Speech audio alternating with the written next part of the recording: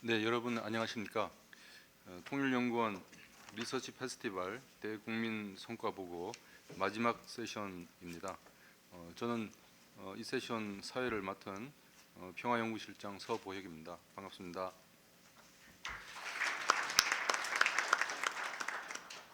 여러분 갖고 계시는 자료집 보면은 그 일정 순서가 있습니다.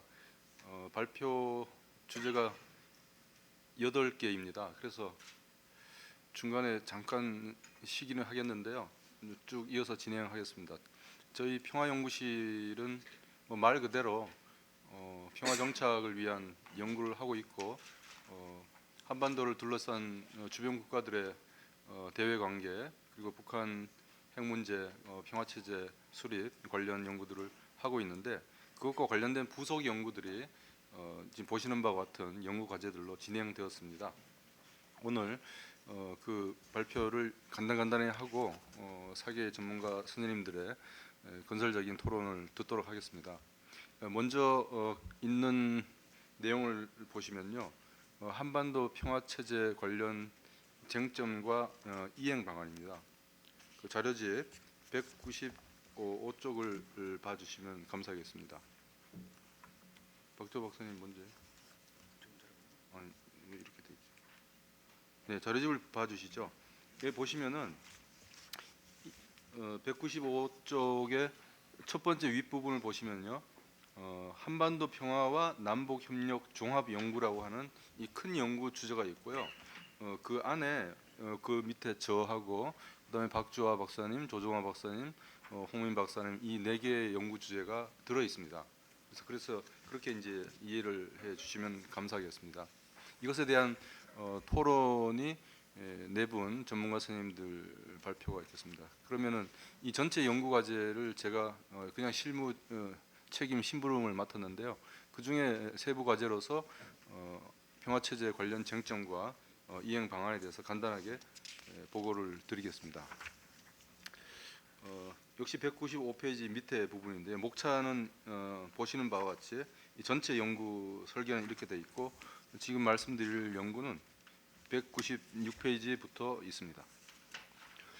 이 연구는 이제 저희 내부에서는 저 그리고 외부에서 국가부 신대진, 이혜정, 이희옥 그리고 정옥직 선생님 이렇게 함께 공동 연구를 했습니다.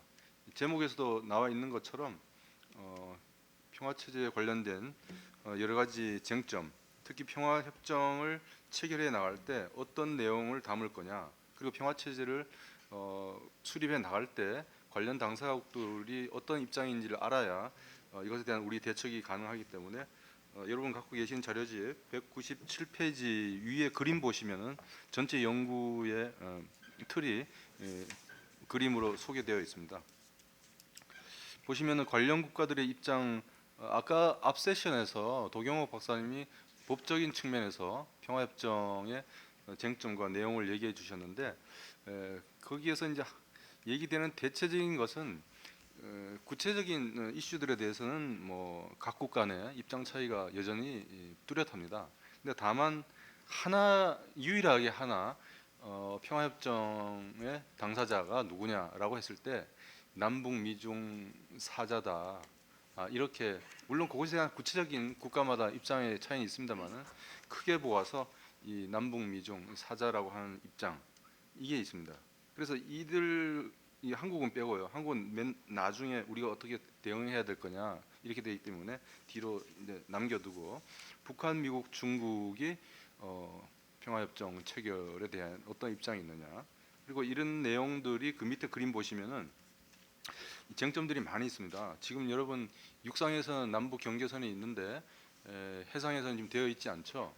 그리고 최근에 중국이 이제 우리의 이제 영해, 영공 또는 방공 식별구역 이런 것에 이제 출입하면서 아마 통일 과정 또는 평화협정 체결 과정에서 이런 영토 문제도 아마 남북뿐만 아니라 한국과 일본, 중국과도 아마 이 논란이 될 것이다라고 하는 것. 그리고 지금 현재 합의가 되어 있는 평화지대를 어떻게 또 확대할 건지, 어떻게 발전시켜 나갈 건지.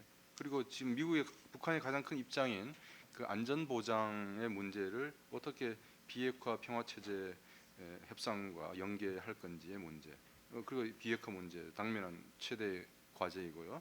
그리고 지난 9.19 남북 군사 합의가 채택되고 부분적인 군사적 실력 구축 조치가 있었습니다만은 군비 통제 문제, 그리고 평화협정 체결 이후에 합의된 것을 어떻게 이행해 나갈 거냐라고 하는 평화 관리 감독의 문제, 그리고 이것이 동북아시아의 평화 체제와 관련되기 때문에 다자 안보의 문제, 그리고 역시 우리한테 있어서는 앞 세션에서도 조금 논쟁이 있었습니다만은 이 평화를 구축해 나가는 것이 우리 입장에서는 이 통일 정책과 어떤 연계가 있는 건지, 아니면 정책적으로 선후를 놓고 접근할 건지, 이것도 이 다른 나라보다는 우리 한국에서 중요한 평화 체제 논의에서 배제할 수 없는 화두이다라고 생각합니다. 이런 이슈들을 갖고서 관련 국가들의 입장을 직간접적인 방식으로 알아내고 그것에 대한 분석 이후에 한국의 입장을 제시를 하는 식으로 연구를 했습니다.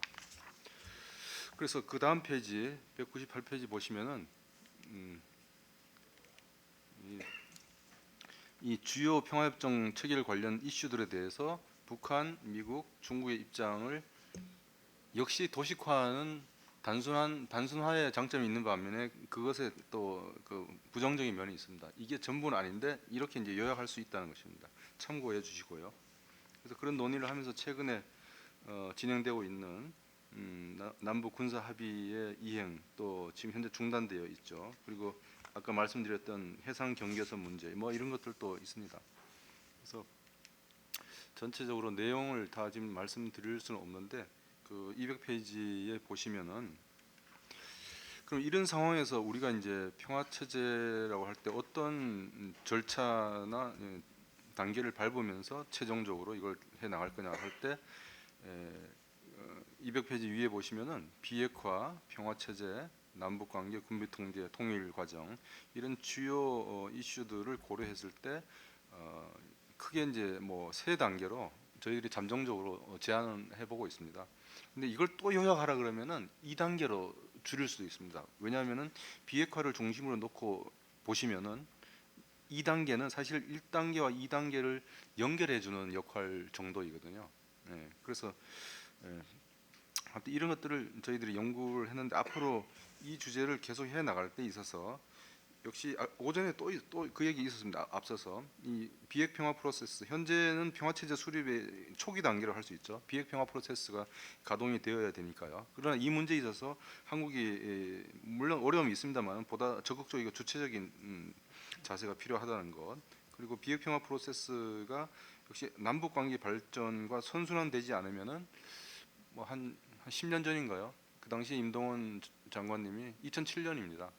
남북 관계가 잘 되고 있을 텐데 이 남북 관계 발전 없는 평화 체제, 소위 분단 고착형 평화 체제에 대해서 너무 이런 걱정을 하셨는데 뭐 이런 경우의 수가 있을 수 있다는 것입니다. 그리고 역시 국내의 초당적인 합의와 국제사회의 지지, 특히 미국, 중국으로부터의 지지를 얻는 데 있어서 우리가 독일 통일 과정에서 소독의 통일 외교의 경험을 얻어야겠다, 이런 말씀을 간략히 드리면서 평화 체제 관련 쟁점과 추진 과제에 대해서 이걸로 간단히 보고를 마치겠습니다. 감사합니다.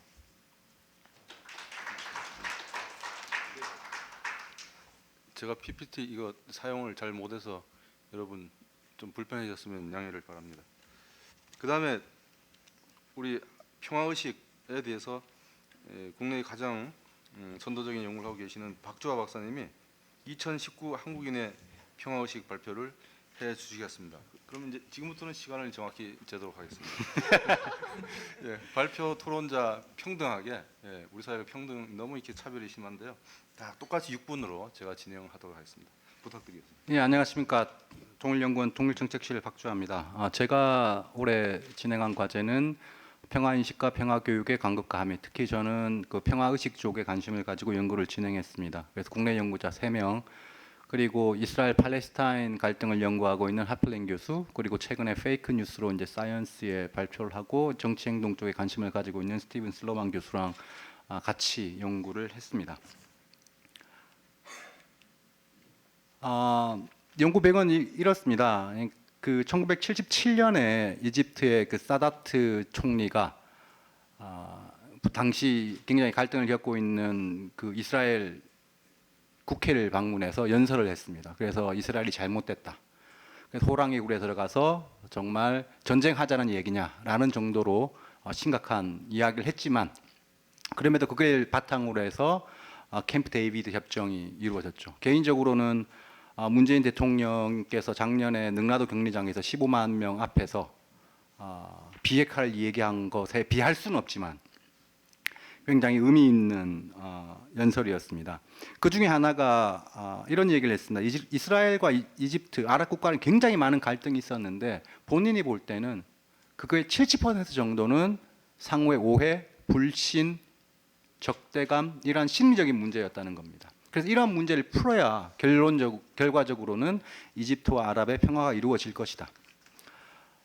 맞는 말이고요. 한반도도 마찬가지로 우리가 북한을 미워하는 것처럼 북한도 우리를 미워하고 있고 서로가 굉장히 불신을 하고 있고 국민들 수준에서도 굉장히 서로에 대한 적대감이 높습니다. 이러한 문제를 좀 해결해야 되고 또한 그러한 문제를 해결하고 지속 가능한 평화를 위해서는 평화 교육이 가장 장기적이지만 가장 효과적인 방식이다라는 부분에 있어서 문제의식을 가지고 과제를 진행을 했습니다.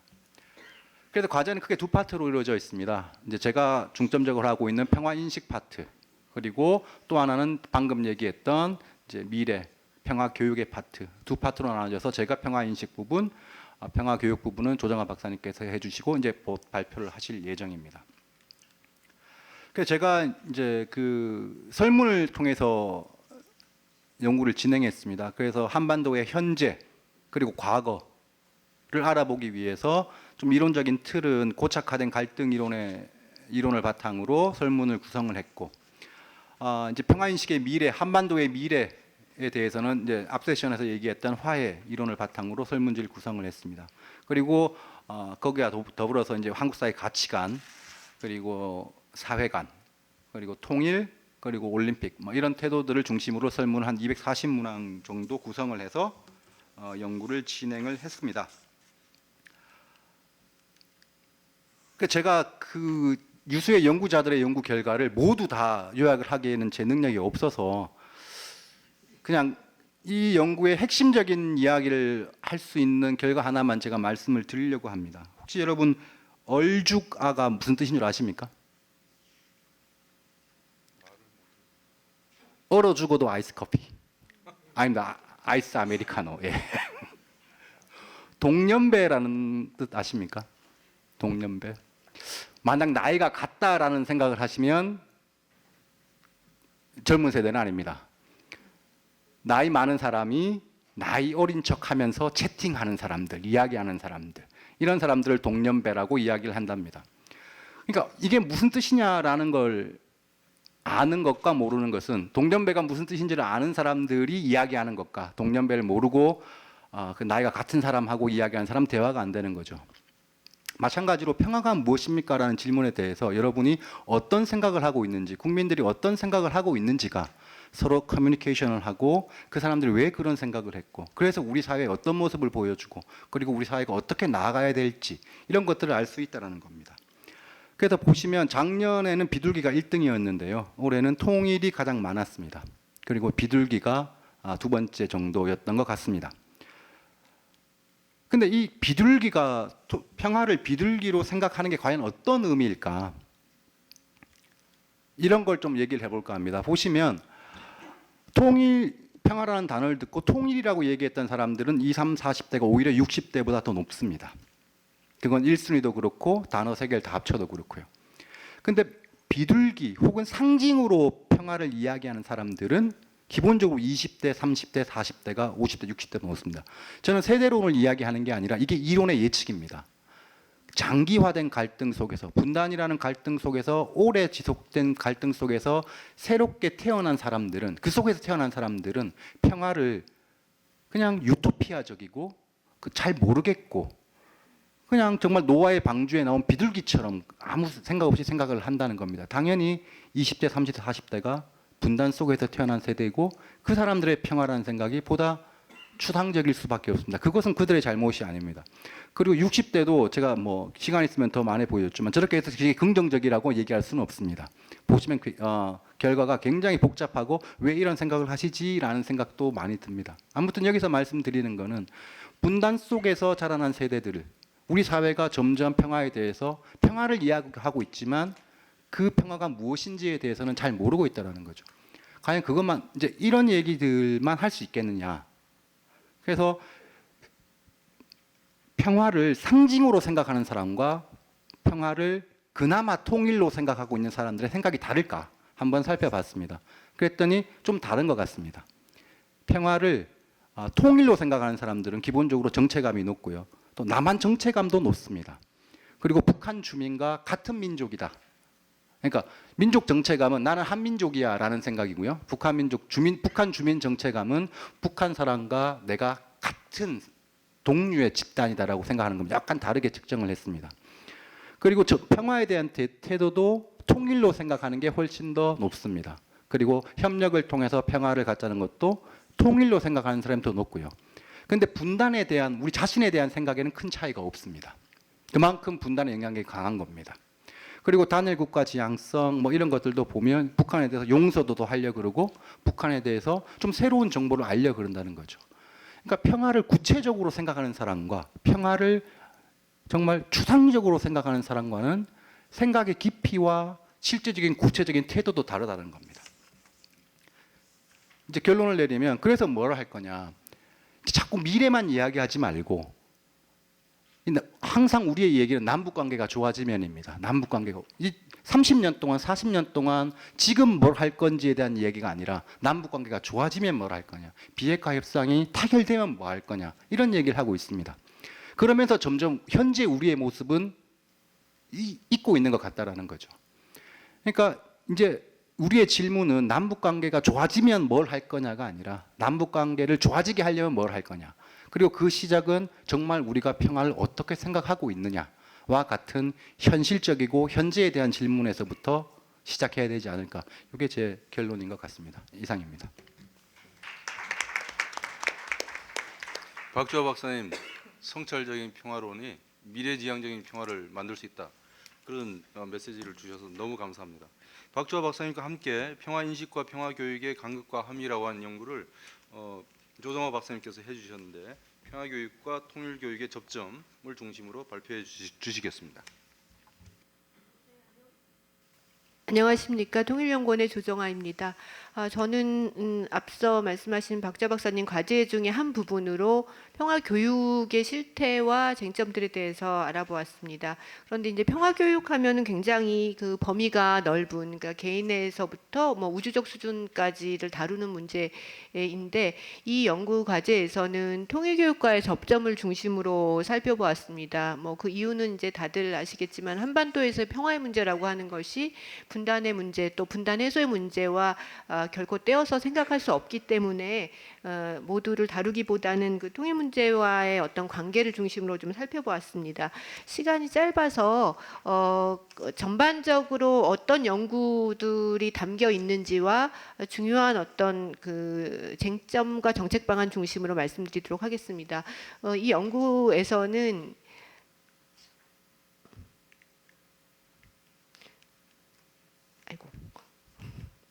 네, 목차를 먼저 말씀드리면요. 우선 주요 연구 내용으로 평화교육과 통일교육의 실태를 좀 살펴보았습니다. 그래서 각각 그 평화교육과 통일교육이 현재 그 사회 내에서 어떻게 이루어지고 있는지를 주요한 프로그램들을 중심으로 해서 두 개로 나누어서 좀 살펴보았고요. 그 프로그램들을 통해서 나타나는 그 두 평화교육과 통일교육의 어떤 차이를 중심으로 쟁점을 살펴보았습니다. 그리고 이것을 포함해서 정책 방안들을 좀 도출했습니다. 예, 연구 목적은 이와 같습니다. 이 부분도 읽어주시면 될 것 같습니다. 이것은 이제 연구 보고서의 어떤 목차인데요.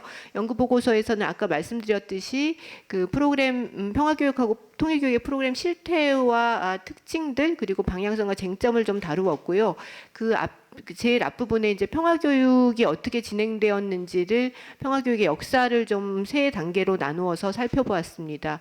오늘 발표는 이 중에서 평화교육과 통일교육의 쟁점과 또 정책적 시사점 중심으로 간단히 말씀드리겠습니다. 특성 부분은 각자 좀 자료를 참고해 주셨으면 합니다.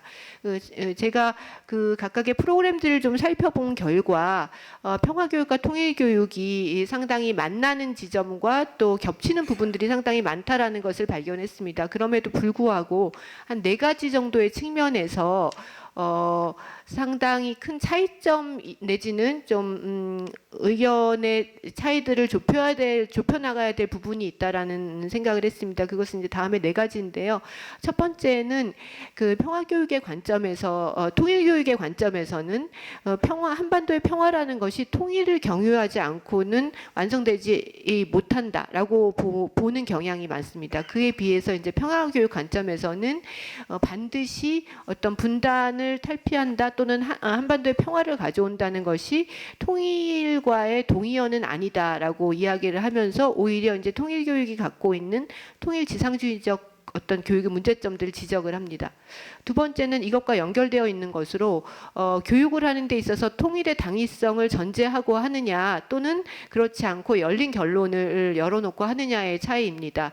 통일교육에서 많은 연구들이 많은 그 통일교육 프로그램들이 통일의 필요성을 전제로 한 교육을 하고 또 통일 의지를 함양하는 것을 중심으로 하는 교육을 하는 데 비해서 평화교육에서는 분단 해체의 어떤 결과 또 평화의 끝이 어떤 모습인가에 대해서 상당히 열린 결론을 열어놓고 분단 감수성에 초점을 맞춘 교육을 한다는 점에서 좀 차이를 발견할 수 있었습니다.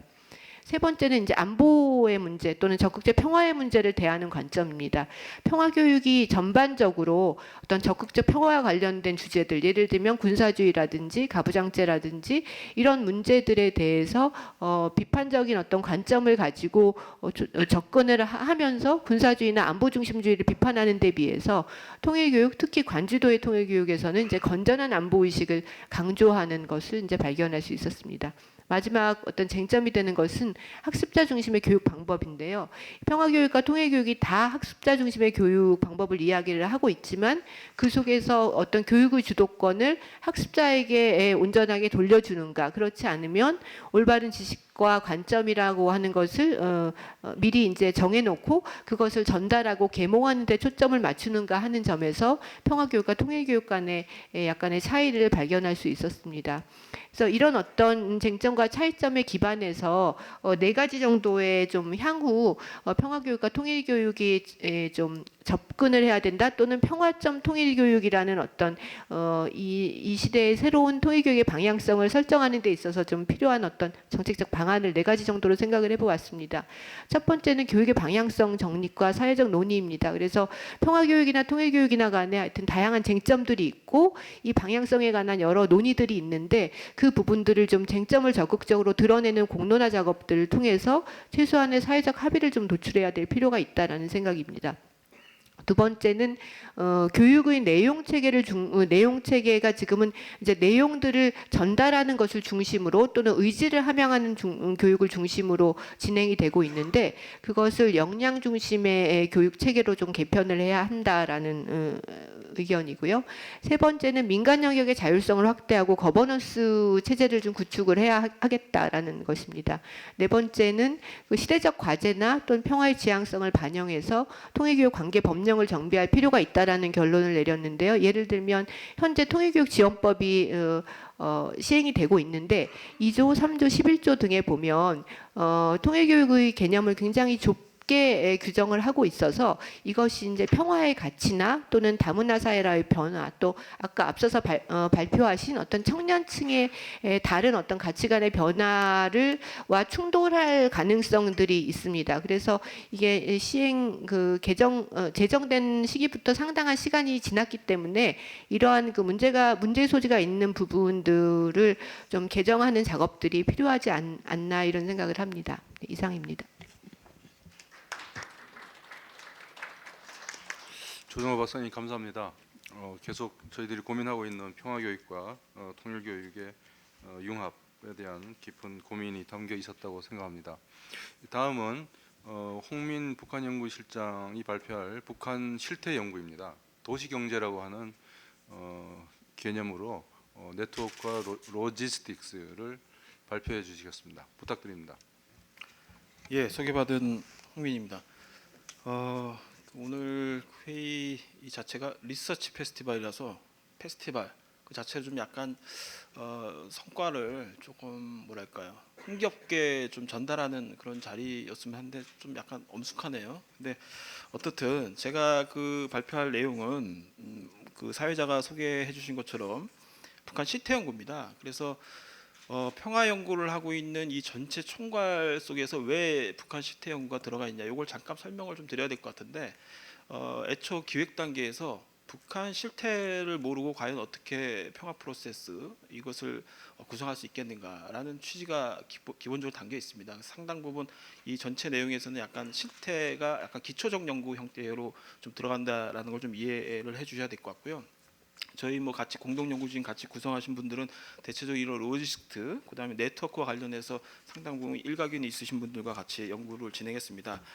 크게 문제의식은 이렇습니다. 지금까지 북한 경제를 이해하는 방식은 주로 이제 계획 경제냐 시장이냐라는 약간 추상적인 이분법 논리 안에서 조금 이제 그 보통 분석이 되어 왔는데, 좀 더 이제 스케일을 좀 낮춰서 실제 도시라는 차원에서 북한 경제가 어떤 방식으로 작동하는지를 좀 리얼리티 차원에서 보자. 그래서 어떤 이념적이거나 추상적인 차원을 좀 벗어낸 좀 접근을 해보자라는 게 기본 취지입니다. 그래서 신지주와 청주라는 두 도시를 선정을 해서 위성 사진이죠. 3차원 위성 사진과 탈북자 인터뷰, 그리고 북한의 다양한 지도류 작업들을 분석을 해가지고 결과물을 결국 내게 됐습니다. 크게 네 가지의 그 연구 문제를 가지고 이제 진행을 시작을 했는데요. 시장화가 28년, 거의 한 30년 가까이 진행이 됐습니다. 그래서 이 시장화가 북한 도시 경제의 하부 구조, 소위 이제 에너지라든가 교통, 운수, 뭐 행정망, 기업체 이런 것들을 어떻게 변화시켰냐를 좀 봐야겠다라는 것이 이제 기본적인 첫 번째 연구 문제였고요. 그다음에 두 번째는 기업과 시장, 이제 예전에 계획 경제 논리로 작동하던 기업과 그다음에 시장 논리로 작동하는 시장, 이 두 가지가 어떻게 결합되고 있는가, 연계되고 있는가를 좀 도시 차원의 리얼리티 차원에서 보자라는 것이 두 번째 연구 문제입니다. 그리고 세 번째는 시장화, 그리고 도시 경제가 기본적으로 도시의 어떤 공간 구조를 어떤 방식으로 변화시키고 있느냐, 이게 세 번째 문제고요. 네 번째는 북한의 발전 전략, 도시 개발 논리가 도대체 뭔가, 그리고 그것이 실제 북한 도시에 어떤 방식으로 투영되고 있는가, 이게 이제 네 번째 질문이었습니다. 그래서 연구 결과 첫 번째 문제와 관련해서 도시경제 하부 구조가 시장화로 인해서 상당 부분 변화되고 있다, 유의미하게 변화되고 있다라는 것이 결론이었습니다. 기본적으로 시장이 좀 더 원활하게 작동하기 위해서 필요한 교통, 운수 분야의 여러 가지 변화들이 나타나는데, 특히 국영, 소위 이제 국가에서 이루어지던 운수가 주로 이제 민간 자본 투여를 통해 가지고 상당 부분 국영과 민간이 가로지르는, 소위 교차하는 그런 방식으로 운영되고 있다. 특히 이제 뭐 단편적인 예를 들자면 신의주에서 중국으로부터 들어오는 물자가 반나절이면 거의 평성 시내까지 배달될 정도로 상당히 운수 시스템, 민간 운송 시스템이 발달해 있다라는 것을 말씀드릴 수 있을 것 같습니다. 그리고 또 하나, 북한 시장화가 진전된 데는 소위 핸드폰이죠. 핸드폰이 거의 지금 가입자 수가 한 600만 대가 넘었다라고 얘기를 하는데, 이 시장 정보를 유통시키는 데서 핸드폰이 굉장히 큰 역할을 하고 있다. 그래서 거의 전국이 동시간대 가격 정보가 공유되고 다양한 물자 정보가 공유되고 있다라는 현실, 이것은 상당히 큰 변화를 도시경제에 가져오고 있다라는 것입니다. 그다음에 세 번째는 기업과 시장의 연계이죠. 그래서 기존의 국영기업과 그다음에 시장이라는 것이 굉장히 이질적으로 보였지만, 이미 국가도 기업 자체가 다양한 민간 자본과 국가 자본이 다 복합적으로 들어가서 시장과 연계될 수 있도록 다양한 방식으로 제도적인 개선도 하고 실질적으로 연계될 수 있는 여러 가지 구비 조건들을 만들어가고 있다라는 것이죠. 그래서 다양한 품목이 설정되니까 어떤 품목을 만들 것이냐라는 품목 설정부터 시작을 해서 유통까지 대체적으로 기업과 시장이 아주 밀접하게 연계되어 있다라는 것입니다. 그다음 네 번째는 그렇다면은 그런 도시경제 변화가 도시의 구조, 공간 구조를 어떻게 변화시키는가, 상당히 많은 변화를 가져왔다라고 볼 수 있습니다. 실제 저희가 3차원 위성 정보를 통해서 과거 시계열적으로 어떻게 이제 공간이 변화되는지 쭉 비교해 봤는데 놀라울 정도로 많은 변화를 가져왔습니다. 저희가 특히 연구한 두 개의 도시는, 특히 청진 같은 경우에는 청진이란 도시 자체가 중화공업이었습니다. 전통적으로 중화공업이었는데 실제 이제 국가 개발 계획 자체가 관광, 레저, 물류 그리고 공업 도시가 같이 다 연계된 그런 도시 개발을 하고 있고 실제 그것이 공간구조상에서 변화로 나타나고 있고 그 과정에서 시장이 또 같이 연계되는 방식으로 변화를 시키고 있다라는 것입니다. 이런 그 연구 결과를 토대로 해서 정책적으로 좀 착안할 수 있는 부분은 뭐냐면 기본적으로 우리가 남북 관계에 대한 패러다임을 상당 부분 바꿔야 된다라는 것입니다. 이제 과거처럼 금강산 관광이나 개성공단과 같이 상당히 북한이 어려운 시절에 비상관리 체계적으로 돌아갔던 어떤 경제를 아직도 머릿속에 생각하고 북한과 어떤 경협 사업을 한다라는 자체는 조금 제가 보기에는 시기적으로 좀 맞지 않는다라는 것이죠. 지금은 이제 북한이 이 27개 도시에서 7개의 도시에 대해서 갖고 있는 개발 전략과 우리가 좀 조응해서 어떻게 하면은 북한의 개방을 좀 더 확대시킬 수 있는 방식으로 경제 연계를 만들어낼 것인지 또는 그 북한의 경제 발전에 나름대로 우리가 유의미하게 소위 비핵화 연동시켜서 촉진시킬 수 있는지 여러 가지 방안들이 착안될 필요가 있다. 즉 말해서 남북관계 패러다임 자체에 대한 근본적 성찰이 상당히 필요하다라는 것이 첫 번째 정책적 차관점이고요. 정책적으로 좀 제안하자면은 북한이 지금 시행하고 있는 여러 가지 정책적 노선이 우리가 그렇게 보기에는 단순해 보이지 않는다라는 것이죠. 작년 이제 4월 20일 날 7기 3차 당전회의 통해서 결정된 내용들 같은 경우에는 새로운 시대를 열겠다. 경제 발전 중심으로 이제 그 시대를 열겠다라는 것과 국제 관계 개선을 하겠다. 새로운 정세를 열어가겠다라는 것 그리고 새로운 방법 경제 개혁을 내부적으로 하면서 가겠다라는 사실상 북한식 개혁 개방의 선언과 같다라는 거죠. 그래서 과연 비핵화라는 것과 북한 경제 발전이라는 것과 평화 프로세스라는 것은 동떨어져 있는 것이 아니라 우리 정부가 캐치플레이로 내걸고 있듯이 사실상 선순환 관계에 있어야 된다. 그래서 이 세 가지가 잘 조응될 수 있도록 구상하는 평화 프로세스가 필요하다라는 차원으로 제 정책적 제안을 마치도록 하겠습니다. 이상입니다.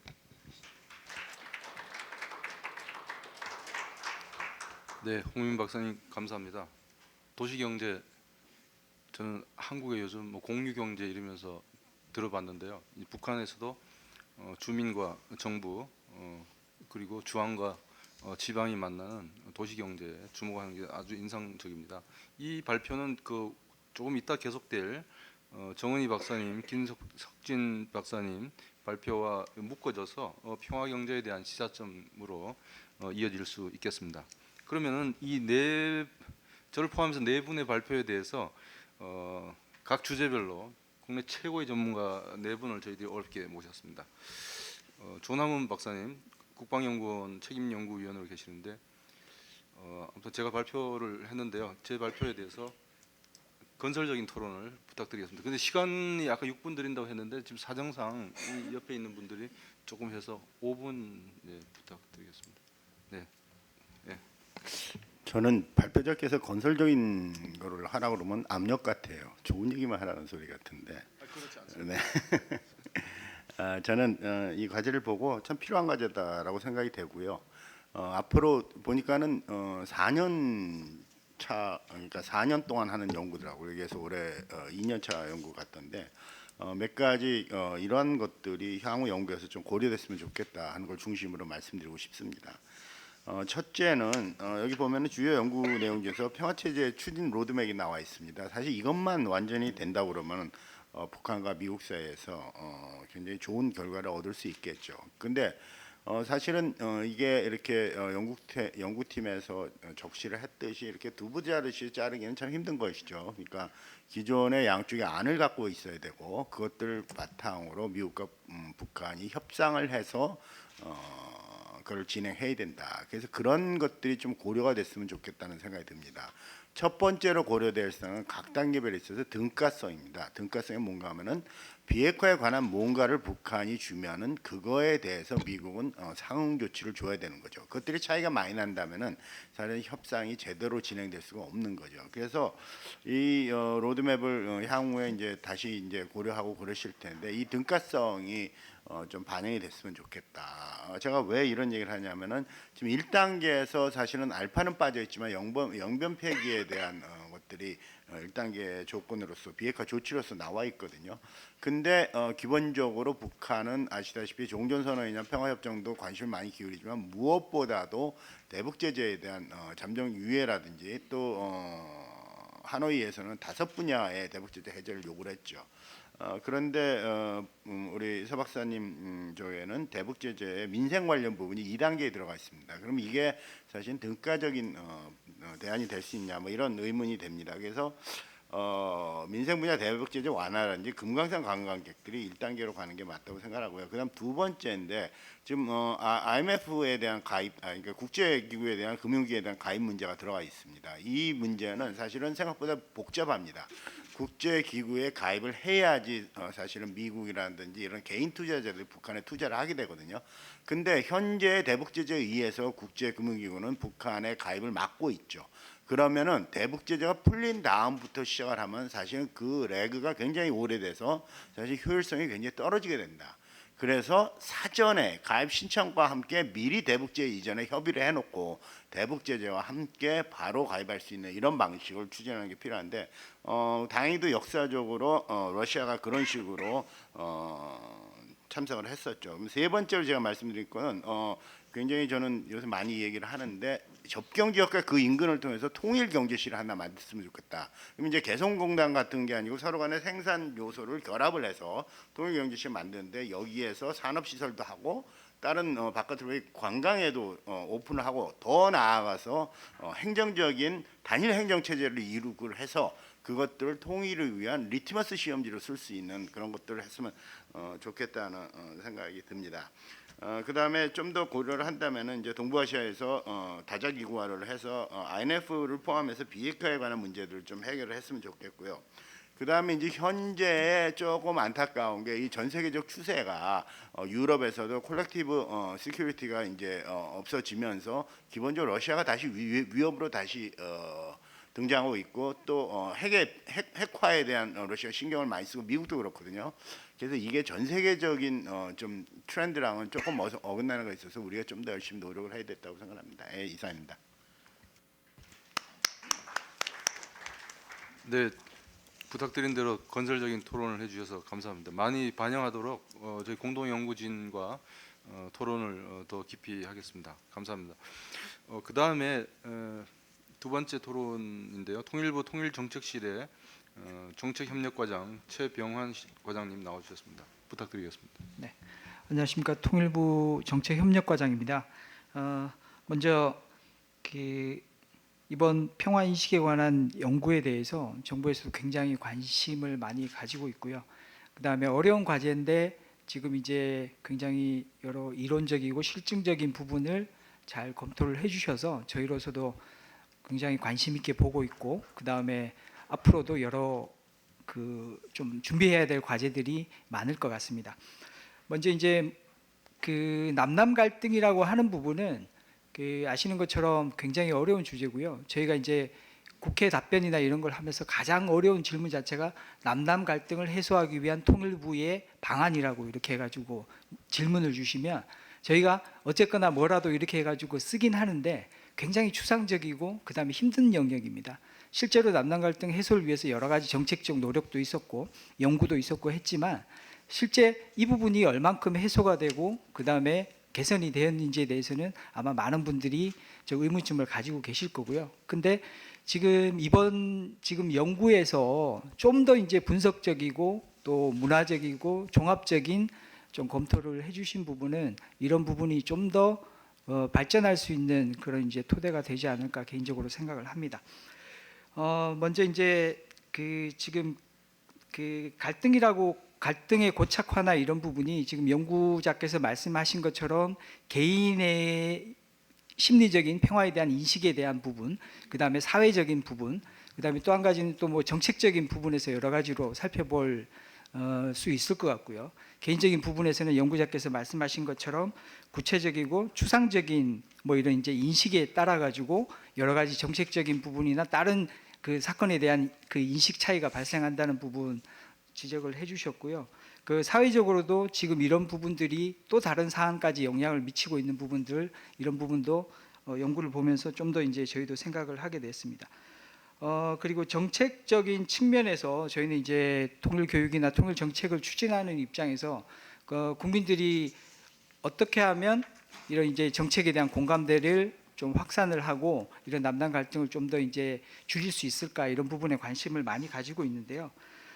지금 이번에 지금 연구자께서 말씀해주신 이런 부분들 갈등과 화해 이론 이런 거에 따라서 국민들의 평화 인식에 대한 이제 특히 설문조사 결과는 매우 좀 흥미롭고요. 특히 20대, 30대의 평화에 대한 인식이나 이런 부분들은 정부에서도 많이 좀 추후에도 계속 관심을 가지고 이 부분에 대해서 좀 더 이제 같이 그 연구하고 그 다음에 정책적 대안을 내야 될 것 같습니다.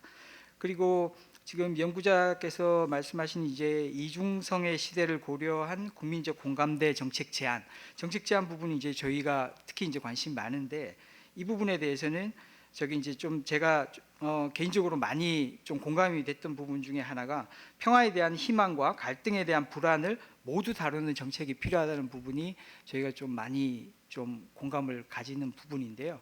이 부분이 지금 이제 저희가 통일부에서 지금 작년부터 하고 있는 부분 중에 하나가 통일국민협약입니다. 사회적 대화를 통해서 여러 다른 의견들을 모여서 이제 좀 집단 토론하고 여러 가지 이제 정책적인 부분, 그 다음에 좀 정치적인 부분까지도 여러 가지 논의를 하면서 접점을 찾아가는 부분인데요. 이런 노력들이 지금 말씀하신 여러 가지 평화에 대한 인식이나 또 통일 교육이나 이런 측면에서도 좀 저희가 이런 부분을 종합적으로 반영을 해서 이런 정책적으로 하는 부분들을 보완해 나가도록 하겠습니다. 감사합니다. 네, 과장님 바쁘신데 감사합니다. 다음으로는 이제 박보영 서울대학교 교수님께서 조정화 박사님 발표에 토론해 주시겠습니다.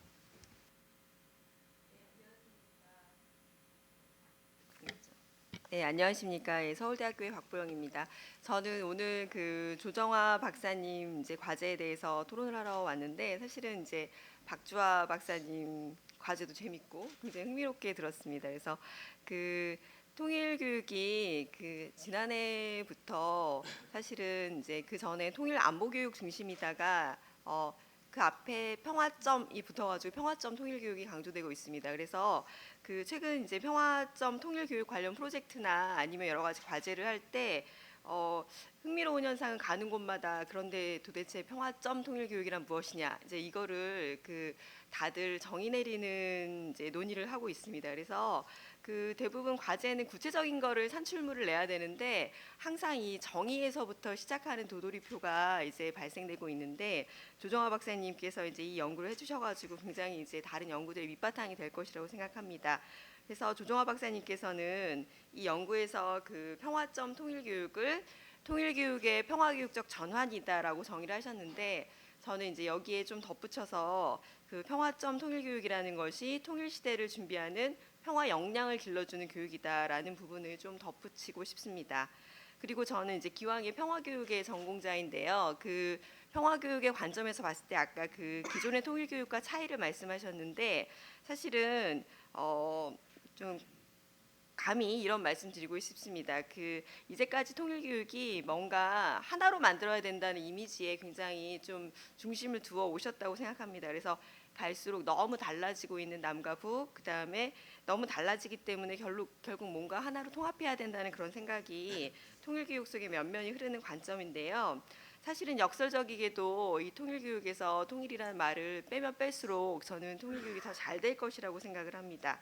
그래서 체제도 그렇고 언어도 그렇고 문화도 그렇고 하나로 만들 수가 없고 그리고 하나로 만들 필요도 없다는 생각 자체가 사실은 그 평화점 통일교육의 핵심이 되어야 되는 것이 아닌가라는 생각이 들고요. 그래서 일례로 그 빠지지 않는 게 뭐 북한 바로 알기나 아니면 북한과 남한의 뭐 언어 뭐 서로 다른 언어 같은 거에 깜짝 놀라고 하는데 그게 사실은 달라져서 문제다라는 게 이제까지의 문제의식이었다면 앞으로는 다른 게 뭐가 문제냐? 다르지만 아무 문제 없이 살 수 있다라는 마인드가 이제 배양되는 게 더 중요한 점이라고 생각을 합니다.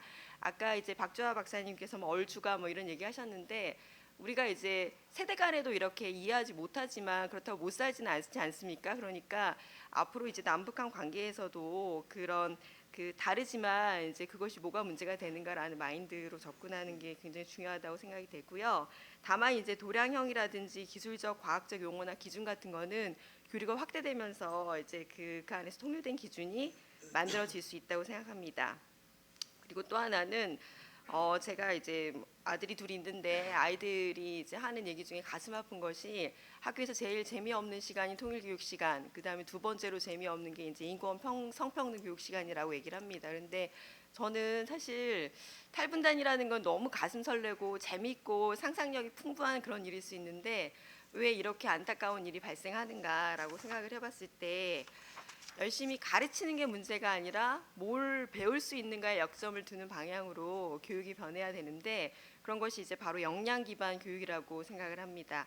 그래서 앞으로는 우리가 얼마나 열심히 공부해서 가르치는가가 아니라 학생들한테 어떻게 하면은 통일에 관련된 역량들을 배울 수 있는가 중심으로 교육을 재구성해야 되고, 그래서 통일점 평화교육의 앞으로의 과제는 무엇이 통일시대를 준비하는 평화적 역량인가에 대한 규명이 필요합니다. 그래서 서울시 교육청에서는 실은 이제 서울 평화 역량을 규정하고 그것을 어떻게 길러줄 것인가를 지금 모색하는 일을 시작했는데, 통일점 평화교육에서도 앞으로 통일시대를 대비하는 평화 역량에 무엇이 있는가를 규명하고 그것이 가능한 교육이 무엇인가, 그리고 적절한 교육 방법을 고안해야 되는데 그 교육 방법이 지식 전달식이 아니라 학생들이 뭐 문제 중심이나 사례 중심으로 학습할 수 있는 게 중요하다고 생각합니다. 그래서 지금 현재 다른 과제에서 뭐 통일교육 그 교사들께서 보드게임 만드는 그런 과제를 하셨는데 너무나 흥미로웠습니다. 그래서 이런 식으로 학생들이 그러니까 재미있게 할 수 있는 사례가 널리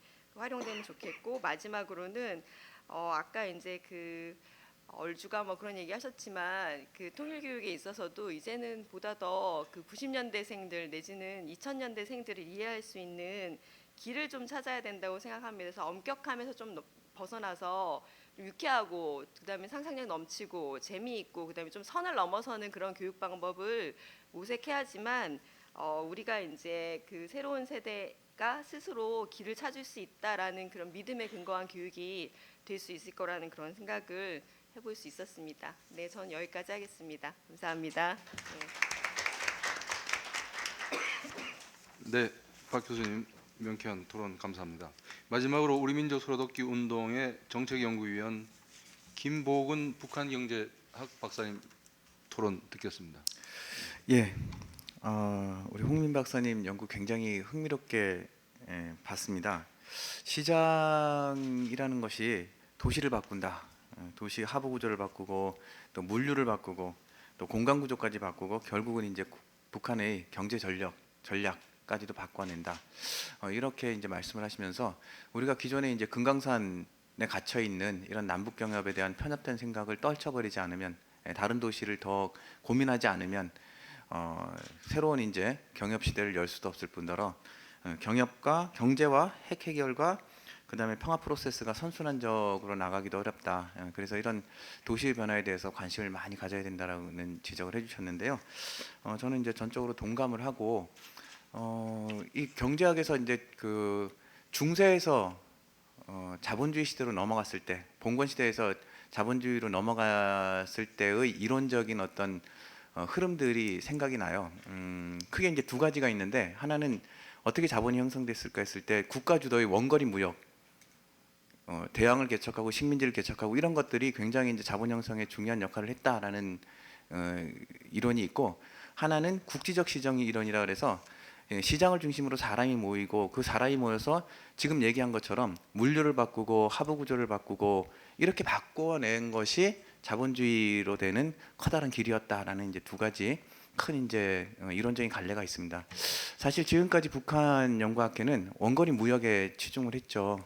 말을 하자면 과연 이제 그 김정은 정권은 안정성이 있는가, 아니면 김정은 정권이 어떤 개혁 정책을 취했는가 하는 큰 시각에서 보는 것들만을 얘기를 했는데, 뭐 나름대로 이제 미시적인 연구들을 많이 했지만 이 경제학에서는 이런 시각이 존재하겠구나, 이런 시각을 통해 가지고 우리가 이제 봉건 시대에서 자본주의로 넘어왔을 때의 또 하나의 시각, 국지적 시장이라는 것들을 미시적으로 봤을 때 우리 많은 영감을 얻었듯이 이 방법을 통해서 영감을 얻을 수 있겠구나라고 생각을 했습니다.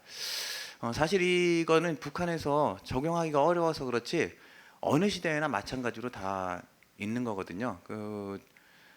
중세 뭐 유럽 얘기를 약간 말씀드렸지만 우리나라에도 박정희 정권 시대에만 해도 중앙이 전부였었는데 어느 시대인가 지금은 굉장히 시민사회, 도시 이런 것들이 중심적인 역할을 하지 않습니까? 북한도 아마 언젠가는 그런 시대를 맞을 텐데 계속 우리가 원거리 무역만 보고 있으면 어떤 포인트를 놓칠 수도 있다. 그런 점에서 굉장히 이제 좋은 지적을 해주셨다라고 생각하고 이것들을 어떤 이제 지금 이제 경협과 물류 중심으로 이제 보셨는데 북한의 변화, 북한의 이제 체제 변화나 이런 쪽으로도 한번 발전시켜 볼 수 있지 않을까라는 생각을 해봤습니다. 또 지금 이제 어떻게 활용할 것인가 하는 것들에 대해서 저희 고민을 좀 해봤는데요. 지금 지자체들도 이 이론을 굉장히 반가워할 거라고 생각을 합니다. 2018년도에 굉장히 남북 관계가 좋았고 희망적이었기 때문에 2019년에 지자체가 굉장히 교류협력 기금을 많이 편성을 했어요. 뭐 울산 같은 경우에는 한 50억인가 60억으로 정도의 규모, 대규모로 편성을 했다 그러던데 쓸 데가 없어요. 1차적으로는 남북 관계가 경색된 것이 큰 원인이겠지만 그와 못지않게 중요한 이유는 우리 지자체들이 희망과 욕구는 많은데 그 상대방인 북한 도시에 대해서 정말 모른다라는 거죠. 근데 이런 것들을 한 그 지자체를 대상으로 한 어떤 프로그램화 아니면 이제 지금 울산 같은 경우 진짜 50억이라는 돈이 있고 내년에도 아마 그 정도 예산 편성을 했을지 좀 줄어들지 모르지만 굉장히 통일연구원이 좋은 이제 모범을 하나 만들어서 각 이제 도시들의 뭐 이제 뭐 컨설팅을 해준다 그럴까 그런 것도 하나요 통일연구원이 잘 모르겠습니다. 하여튼 그랬을 때 굉장히 반가워할 거라고 생각을 하고요. 마지막으로 이제 아까 경협 문제 정말 이제 이 연구가 중요하다라고 생각을 합니다. 뭐 금강산 얘기를 하셨지만 지금까지 이제 물류만 얘기를 해도 개성에서 평양에서 신의주까지 가는 부분 또 그 선박을 얘기를 해도 남포에서 평양으로 가는 것 어쨌든 우리의 사고에는 평양과 금강산을 빼놓고는 북한에 대해서 뭐 경제를 논의하기가 상당히 쉽지 않았다라고 생각합니다. 이 연구가 그런 것들을 좀 넘어갈 수 있게 해주는 측면이 저는 있지 않나 생각을 합니다. 다만 아까 말씀드렸듯이 원거리 무역과 국지적 시장 이론이라고 대별냈을 때 국지적 시장 이론이 완성되는 것들은 어떤 하부 구조의 변화에만 있지는 않거든요. 인간들의 관계가 어떻게 변했을까? 중앙과 그 도시의 관계는 어떻게 변했을까라는 이런 이제 상부 구조의 변화가 굉장히 이제 키 포인트 같은 역할을 하는데 물론 올해의 연구 과제는 그것까지 담아내기 어려웠고 연구 범위도 아니었지만 앞으로 이 논의가 좀 더 설득력을 가지고 많이 파급되려면 저는 상부 구조 인간들 관계는 어떻게 바뀌었을까 중앙과 지방과 도시의 관계는 어떻게 변화가 됐을까라는 연구가 더 보태지면 정말 많은 시사점을 줄 수 있을 거라고 생각합니다. 예, 마치겠습니다. 김보공 박사님 오랜만에 그 돕스위지 논쟁 기억나서 참 반가웠습니다. 지금 시간이 1분 12초 남았는데요. 혹시 질문 있으시면 한 분 정도 받을 수 있겠습니다. 없으십니까? 네. 그리고 지금 휴식 시간이 있으니까요. 그 해당 발표자님하고 대화를 나눌 기회가 있으니까 발표자님 반드시 응해 주시기 바랍니다. 그러면 이것으로서 잠시 마치고 10분 후에 다시 시작하겠습니다. 여러분 감사합니다.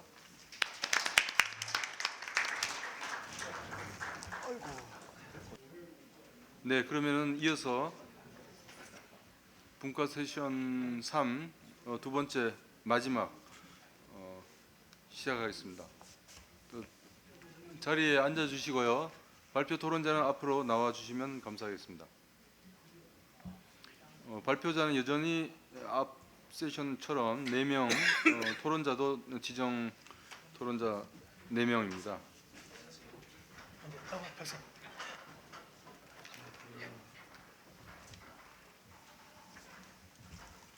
네, 첫 번째는 한반도 평화 경제 실천을 위한 북한의 비즈니스 환경 분석이라는 주제로 두 분의 발표가 있겠습니다.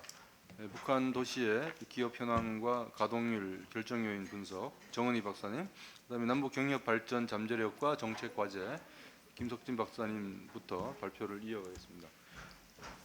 그리고 나서 다시 외교 안보 문제로 돌아가겠습니다. 이게 보시다시피 이 평화 체제, 외교 안보, 북한 도시 경제, 기업, 남북 경협 등 이게 평화 연구실에서 다루는 이유가 특별히 있습니다. 왜냐하면 이제 평화가 이제 여러 가지 얼굴을 하고 있거든요. 그래서 어떤 분이 평화들이라는 책도 썼는데 평화가 이렇게 우리들한테 이미지나 실체에 있어서 다양한 얼굴을 하고 있는 것 같습니다. 자, 그러면은 정은희 박사님 직접 나가셔서 발표해 주시겠습니다. 정은희 박사님 박수로 맞이하겠습니다. 네, 앞에 요 시간 있거든요. 네. 보시고 진행해 주십시오. 감사합니다. 네, 안녕하세요. 방금 소개받은 통일연구원 북한실의 정은입니다. 제가 이번에 맡은 주제는 북한 그 서부 주요 도시의 기업 현황 및 가동률 결정 요인 분석입니다. 이 주제를 선택을 하게 된 그 배경은 크게 두 가지인데요. 먼저 이제 정책적인 면에서 다음 슬라이드인데요.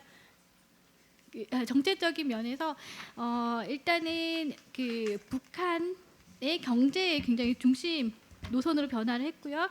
두 번째는 또 인민 생활 향상에 방점을 뒀다는 것입니다. 그런데 인민 생활 향상에 이 경공업의 생산 향상이 되어야 되고 또 이 경공업 같은 경우는 북한의 산업 배치상 이 지방에 중심이 되어 있습니다. 그래서 이게 첫 번째 이유고요. 두 번째 이유는 김정은 시대 이런 정책이 단순히 그냥 말로서만이 아니라 실제로 행동으로 보여주고 있다라는 것입니다. 보시는 바와 같이 이제 의식주 산업에서 경공업 중심의 그런 변화가 있고요.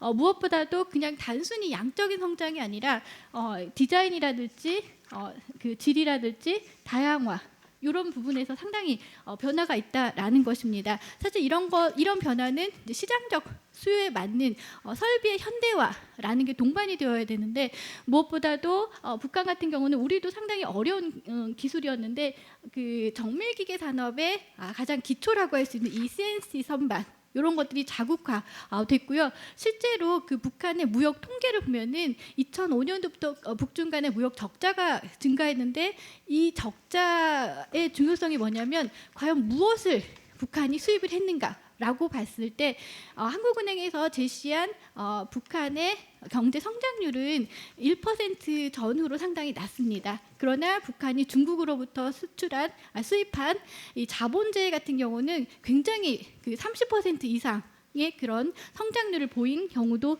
있었습니다. 그리고 보시는 바와 같이 북한 굉장히 그 식량 부족하다라는 이야기를 많이 하는데 사실 북한은 그 쌀뿐만이 아니라 밀가루, 설탕, 대두유 이런 것들에 대한 그 수입이 지속적으로 늘어왔습니다. 근데 이게 바로 뭐냐면 과자를 생산하는 식품을 생산하는 그런 중간재라고 할 수가 있습니다.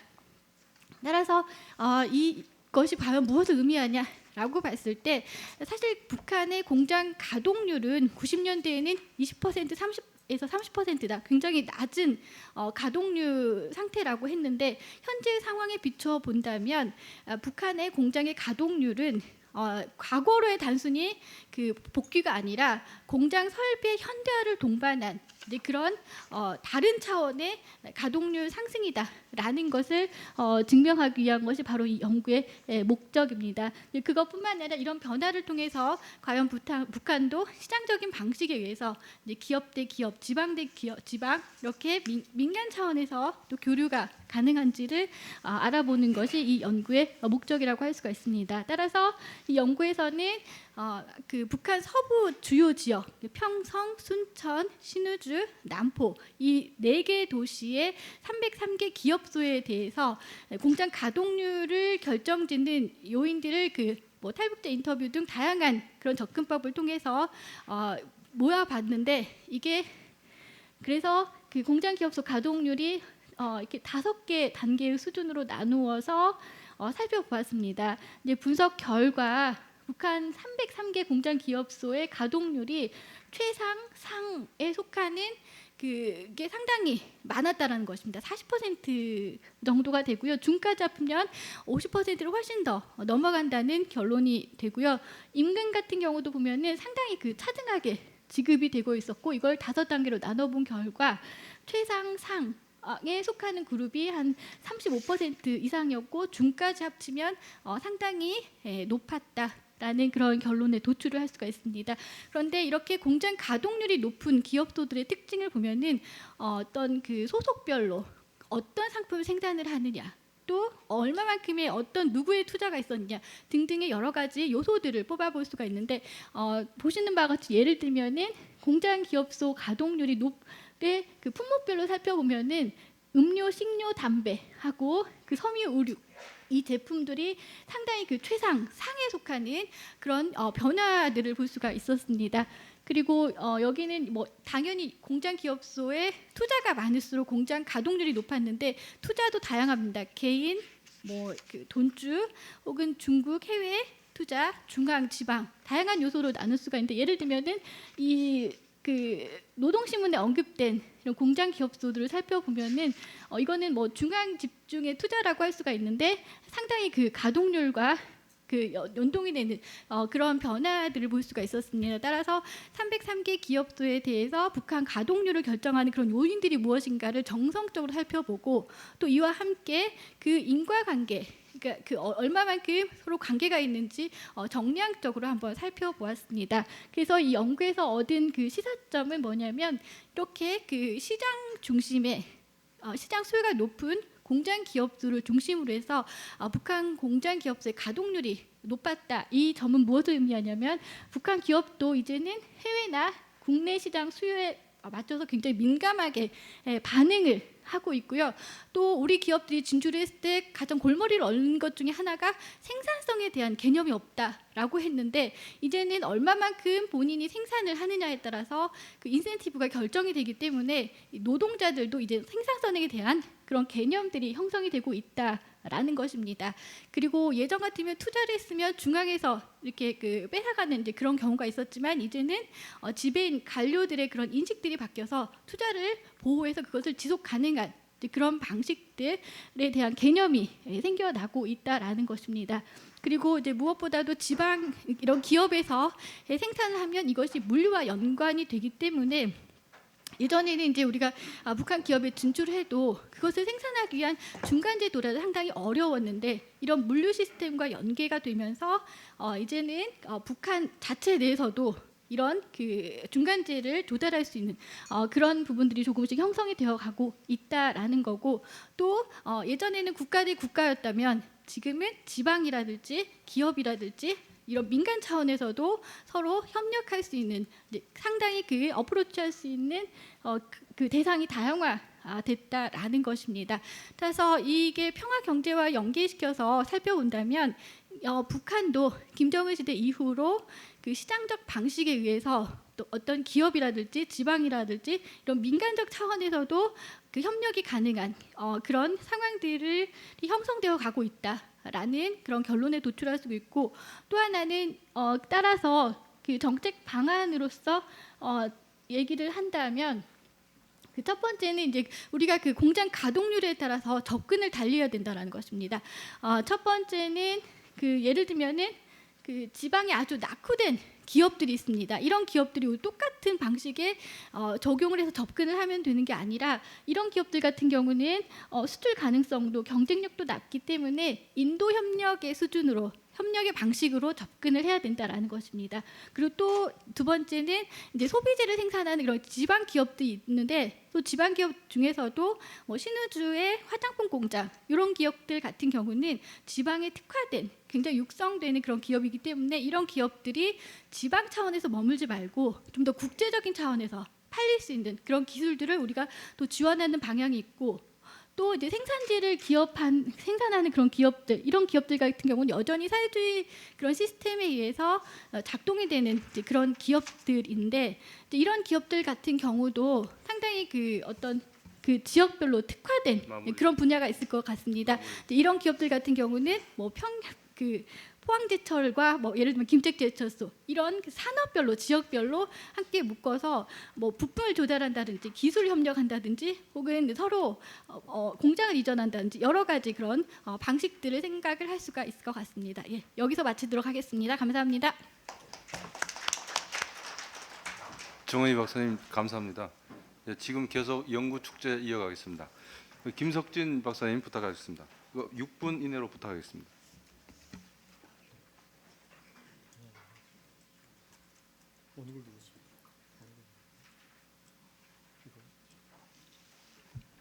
네, 안녕하세요.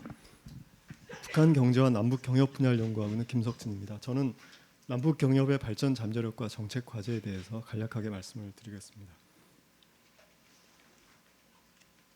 시간이 부족해서요. 좀 많이 건너뛰면서 얘기를 하겠습니다. 남북 경협의 발전 잠재력을 평가하려면 먼저 북한의 비즈니스 환경을 봐야 되는데요. 국제사회 일반적인 잣대로 보면 북한의 비즈니스 환경은 좋다고 말하기가 어렵겠죠. 다국적 기업들이 일반적으로 그 나라의 정치적인 안정성, 법적 제도적인 환경, 내수시장 이런 걸 중시하는데 북한은 이런 측면에서 제일 환경이 안 좋은 그런 나라라고 볼 수가 있습니다.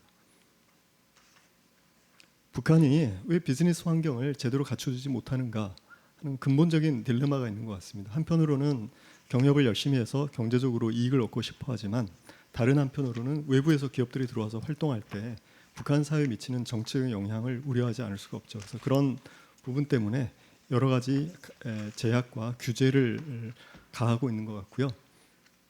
특히 남북 경협은 북한 당국 입장에서 볼 때는 순수한 경제 사업이 아니고 일종의 정치 사업이 되는 것 같습니다. 그래서 남한 기업이 북한에서 사업을 할 때는 모든 조건을 북한 당국의 관리와 통제를 받아야 되고 협상을 해서 조건을 결정을 해야 되기 때문에 어려움이 많고 이 남북 경협을 담당하는 북한 관리들의 입장에서는 자기가 재량권을 발휘해서 사업을 쭉 진행해 나갈 수가 없고 모든 일을 다 일일이 위에서 허가를 받아야 되기 때문에 일이 진행되기도 어렵고 실무적으로 이 사람들이 책임을 지지도 않기 때문에 많은 어려움이 예상이 되죠. 그래서 남북 경협을 제대로 하려면은 반드시 우리 정부가 개입을 해서 남북한 당국이 협상을 잘 해가지고 제도적인 환경을 갖춰주는 게 중요하고 그런 식으로 해서 성사시켰던 사업이 개성공단 사업이었죠.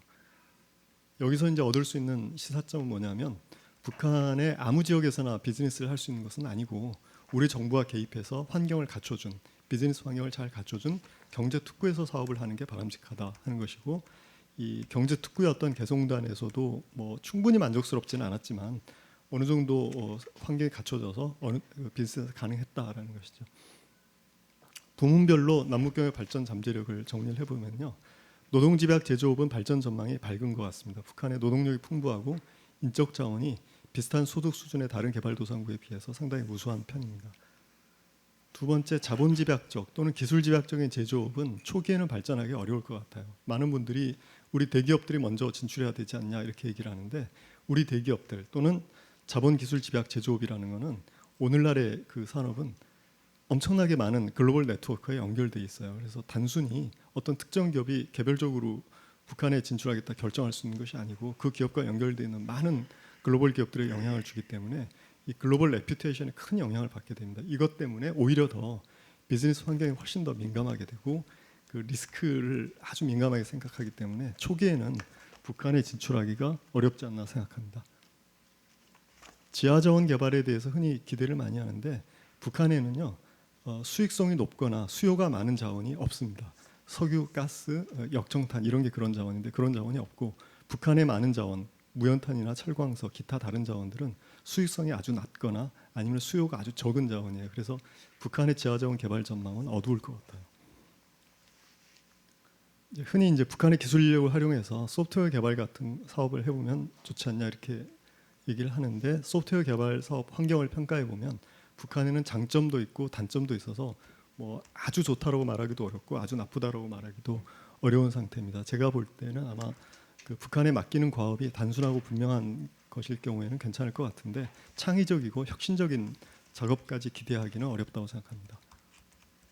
네, 관광 산업인데요. 이게 이제 요즘 기대를 많이 모으고 있긴 하지만 잠재력은 큰데 현재 북한의 환경을 보면은 북한 당국이 통제를 너무 많이 하고 활동 범위가 제한돼 있고 북한 주민과 접촉할 수도 없고 또 문화 오락 산업 같은 것도 발달돼 있지 않고 쇼핑 기회도 없고 등등 여러 가지 문제점이 있기 때문에 고수익 사업이 되기는 어렵지 않나 생각합니다.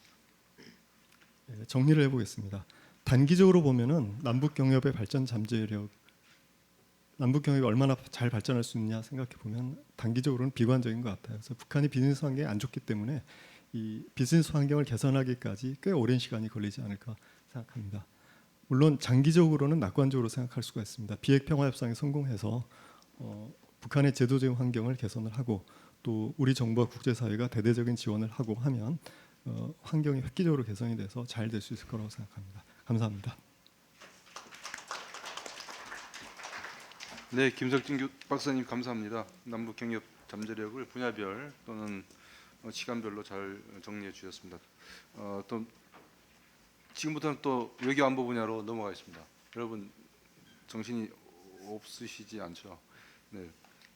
이재영 박사님께서 한반도 평화체제 구축을 위한 한중 협력 방안. 이재영 박사님 오늘 2번 발표하시는 분입니다. 감사합니다. 발표부터 합니다. 네, 그 한반도 평화 체제 구축을 위한 한중 협력 방안은 이제 한반도 평화 체제 구축에 있어서 중국의 역할과 인식을 우선 분석을 하고 거기에 대해서 우리가 주도적으로 중국의 협력을 어떤 방법을 통해서 이끌어낼 것인지를 연구하는 것입니다.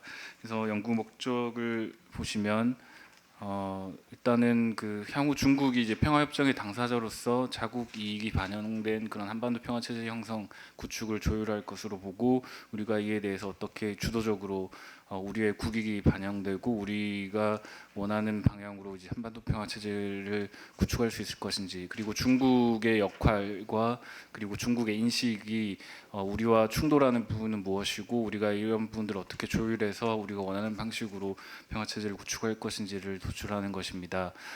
일단은 그 방법으로는 일단 그 중국 지도부들의 어떤 외교적인 그 내러티브 혹은 외교적인 레토릭 이런 부분들을 살펴보고 그리고 이제 외교부의 공식 성명들을 살펴보고 내러티브 연구라고 해서 이제 정치 행위자들이 영향력을 행사하는 그런 담론의 그 환경을 분석하는 것입니다. 그리고 중국이 이제 한반도 평화 경제와 연관이 있는 어떤 그런 전략적 내러티브와 여러 가지 다양한 전략적 내러티브를 했습니다. 그리고 제가 부조적으로 사용한 이제 방법은 현지 조사, 그러니까 심층 인터뷰인데 북경에 있는 북경대 등의 이제 그 전문가들, 국제 정치와 한반도 문제를 연구하시는 전문가들을 이제 심층 인터뷰를 하고 거기에 관련된 그 설문조사 등을 한 부분들을 이제 연구에 반영을 하였습니다. 그래서 이제 결국은 그 한중 협력이 그 중심에 있고 한반도 비핵화와 평화 체제, 평화 경제가 상호 작용하는 상관관계를 가지는 부분들을 연구를 했습니다.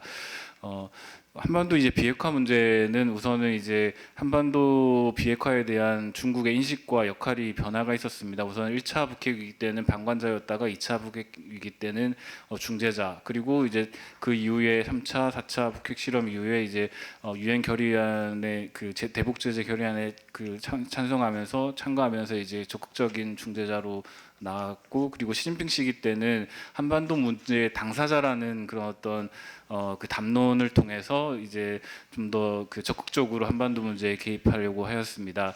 그리고 두 번째 이제 한반도 평화 체제, 한반도 평화 협정에 관한 중국의 입장은 일단은 정전 체제를 유지가 되고 있고 이런 역할 속에서 평화 체제로 전환되는 평화 협정으로 전환되는 그런 상황에서 중국이 어떤 적극적인 역할을 도모를 하였고 미중 간의 어떤 갈등을 최소화하기 위해서 그리고 한반도 문제에 있어서 한반도의 평화와 안정을 가장 최상의 그런 우선순위로 하였습니다. 그리고 이제 6자 회담을 통해서 적극적인 중재 역할도 하였고 2000년대 이후에는 중국이 이제 강대국화의 노선을 걸으면서 자신들의 영향력을 외부 환경에 투사하기 위해서 한반도 문제에 적극적으로 개입을 하였습니다.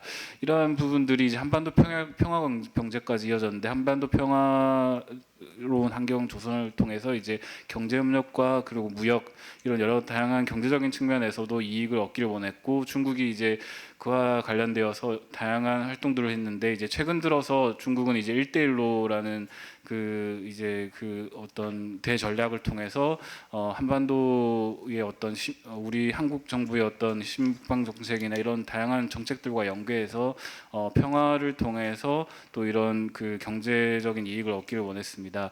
그리고 이제 여러 가지 한반도 평화 체제 구축 관련된 이런 쟁점 사항들이 있는데요. 첫 번째 이제 한반도 비핵화 부분에서 쟁점은 부분은 과연 이제 중국이 어떤 부분에서 우선순위를 가지고 있는지 했을 때 이제 비핵화를 중요하게 여기고 있지만은 그 다양한 상황 변화에 따라서 이런 우선순위가 변하고 있다는 것입니다. 그래서 한반도 비핵화와 동북아의 평화 안정 그리고 대화를 통한 문제 해결 이런 목표 원칙 수단 등이 이제 혼재하면서 이제 평화 안정을 가장 우선시하고 이것이 만족되는 한계 속에서 이제 북한 한반도의 비핵화를 추구를 한다는 것입니다. 그리고 중국이 바라는 어떤 비핵화 관련 원칙 수단의 변화는 육자회담과 국제 제재에 동참이라는 새로운 수단 예전에 1차 북핵이기 때문에 2차 북핵이기 때문에 이제 국제 제재에 동참을 하지 않았기 때문에 지금 최근 들어서 이제 육자회담과 국제 제재 동참이라는 새로운 수단으로 이제 북핵 3원칙을 고수를 하고 그리고 쌍계 병행 그리고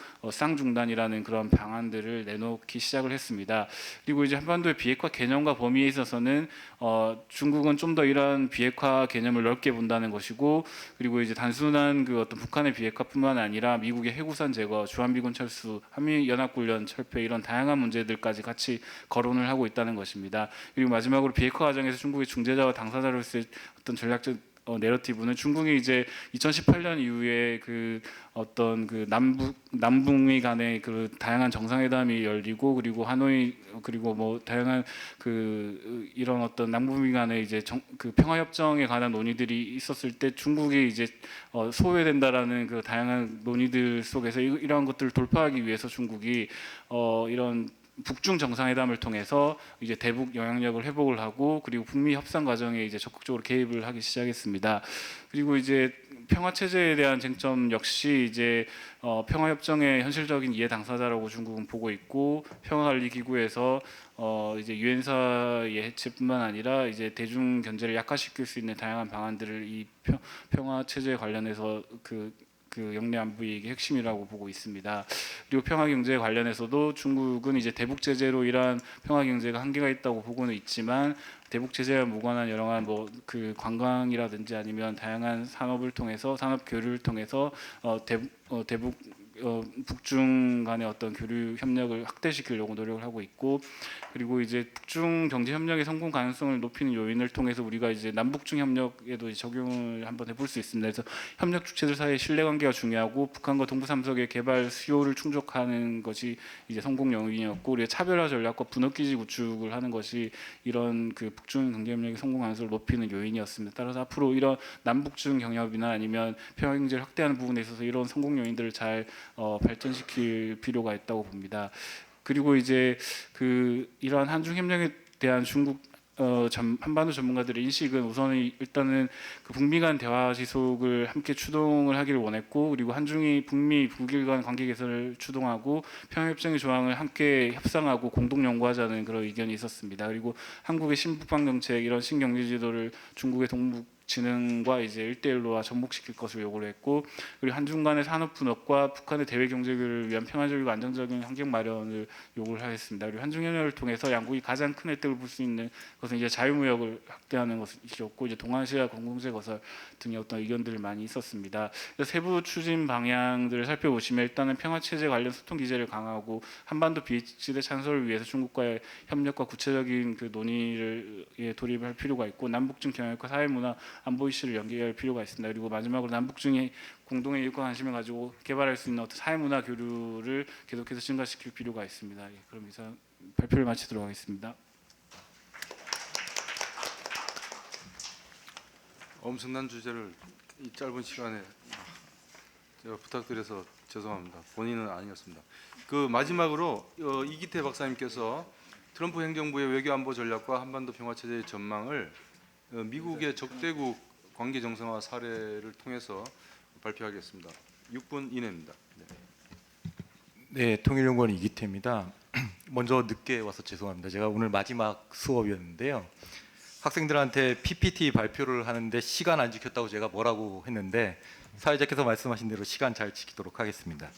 저는 트럼프 행정부의 외교안보 전략과 한반도 평화체제의 전망이라는 연구 과제를 맡았습니다.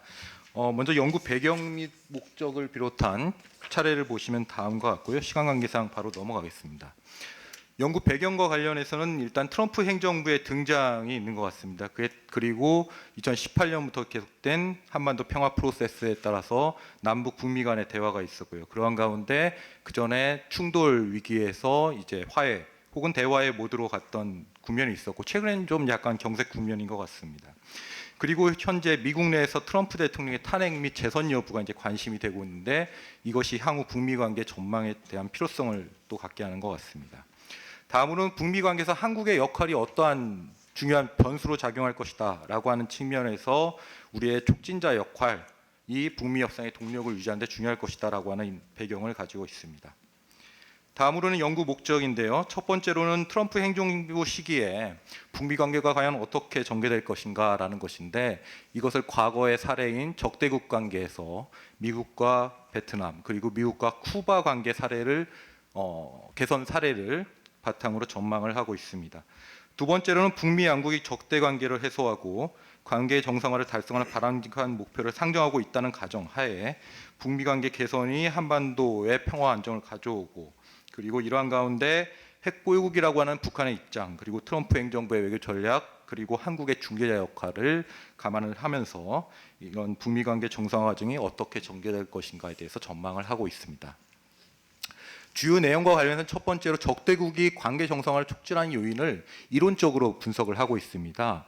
먼저 국제적 요인으로서는 우리가 현실주의 혹은 신현실주의에서 얘기하는 국제체제에서 힘의 배분의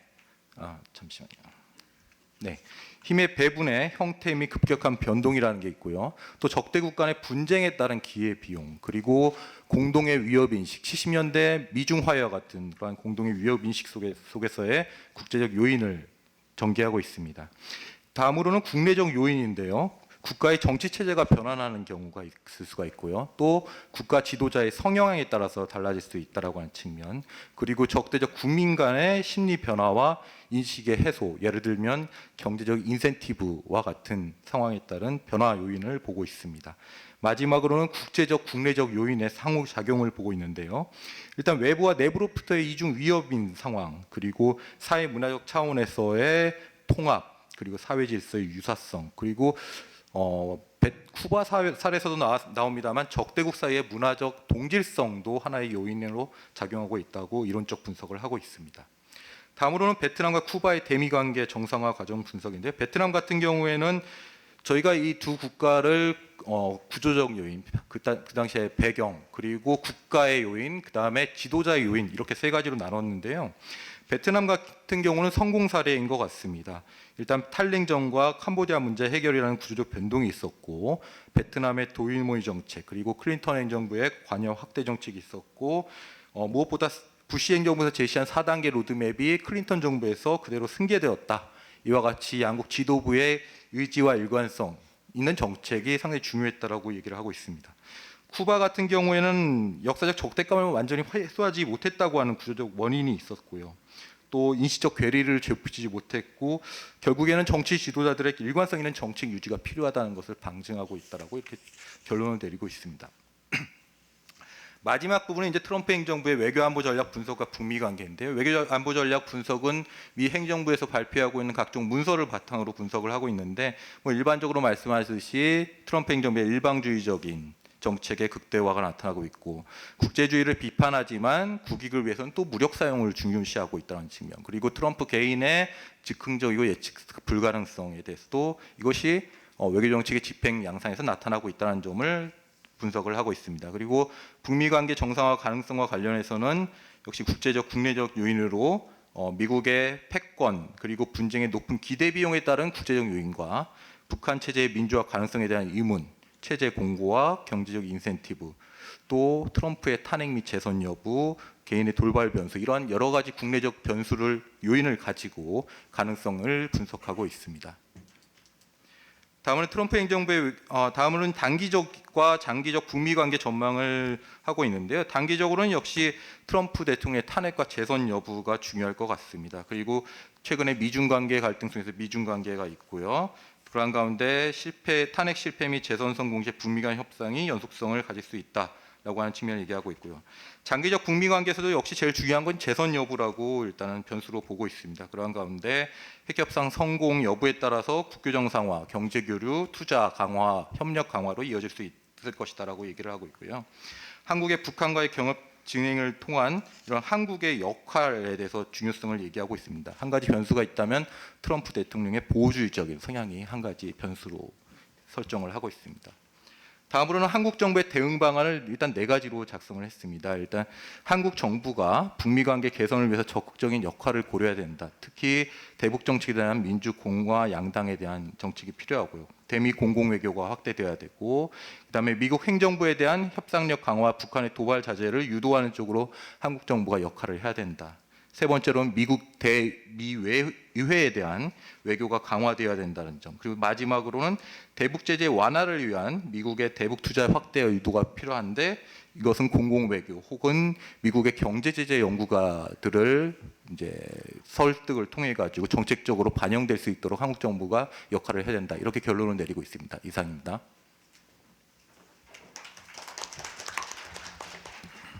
이대 박사님 감사합니다. 지금 여러분 시계를 보시면은 어떻게 39분입니까? 40분입니까? 그래서 지금 4분 남으셨는데요. 정확히 5분씩 하시면은 끝나는데 여기서 끝나지 않죠? 전체 마무리 없으세요? 없답니다. 네, 그러면은 여러분께서 시간을 잘 활용해 주시면 감사하겠습니다. 이 4분 발표에 대해서 연구원 안팎의 전문가 선생님들이 이제 지정 토론을 하겠습니다. 먼저 발표 순서에 따라서 지정 토론도 하겠습니다. 박형중 통일연구원 감사실장 및 선임연구위원께서 정현희 박사 발표에 대해서 토론하시겠습니다.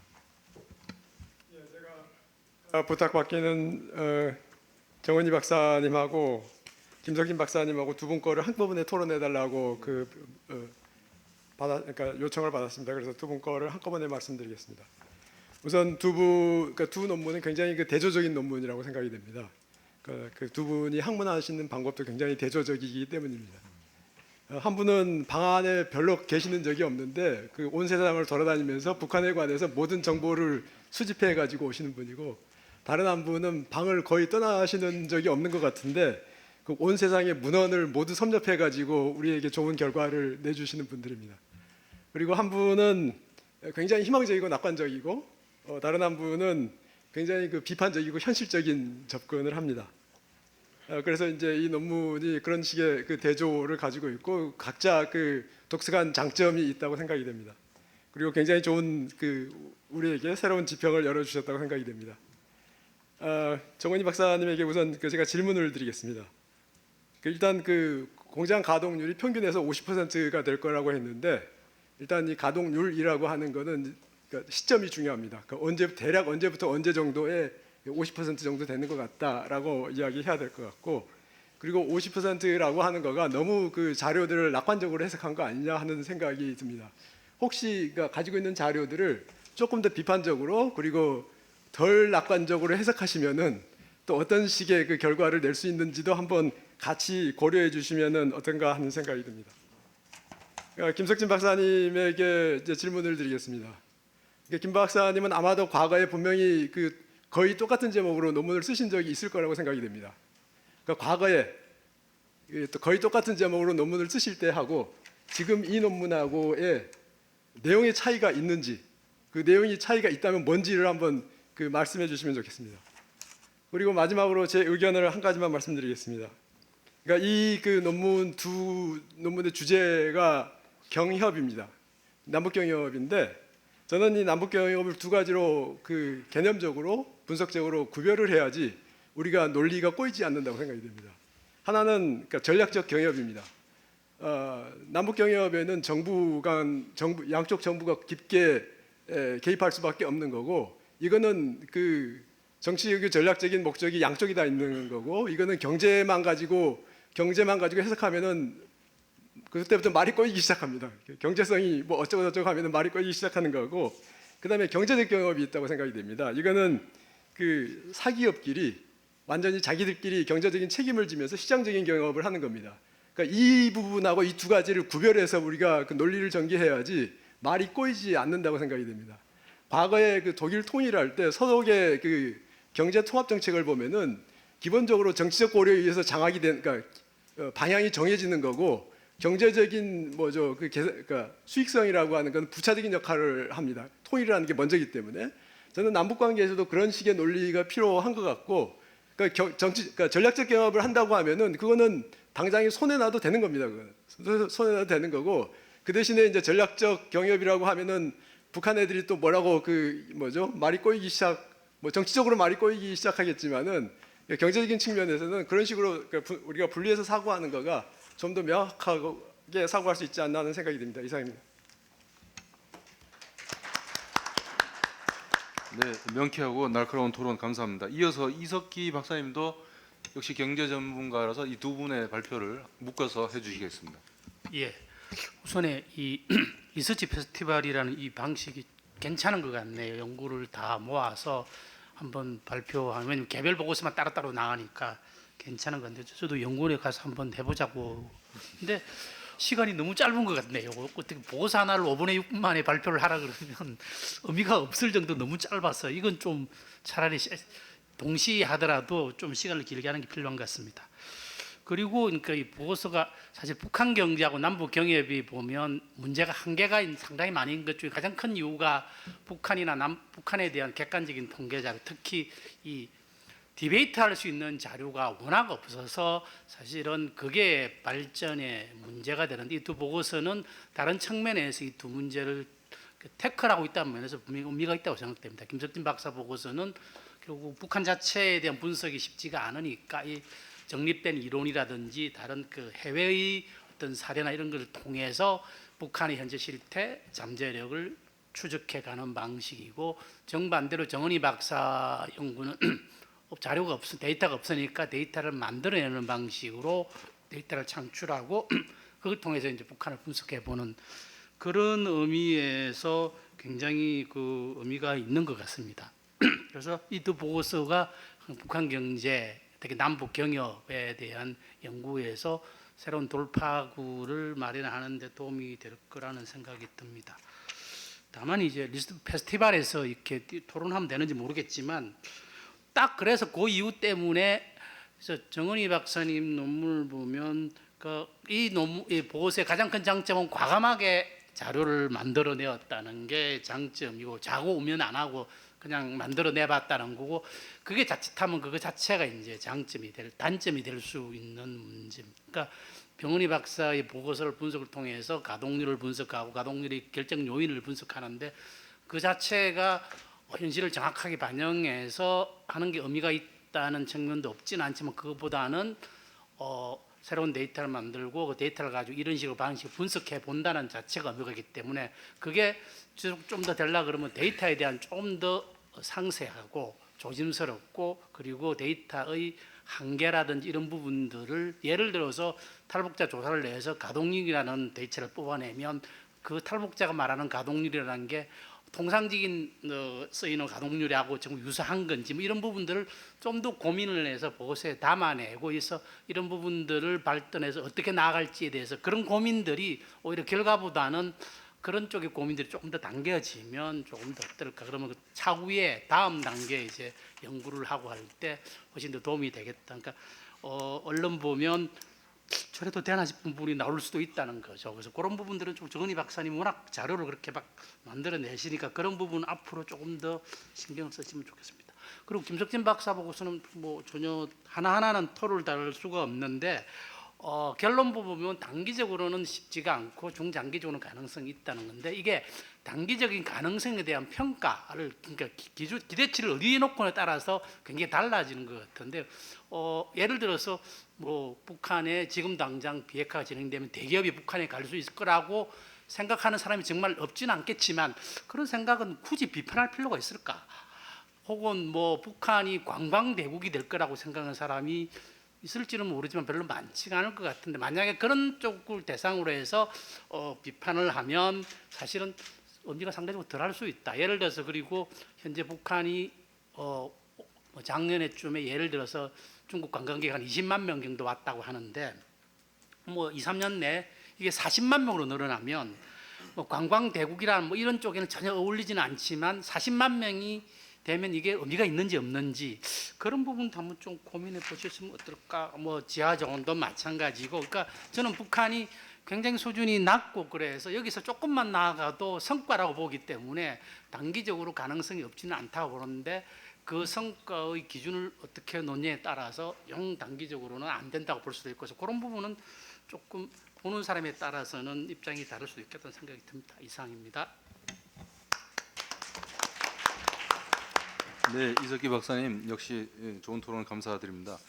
다음으로는 연변대학교에서 오신 박동훈 교수님께서 이재영 박사님 발표 토론해 주시겠습니다. 예, 제가 맡은 논문은 이재용 박사님이 쓰신 그 한반도 평화 체제와 한중 협력입니다.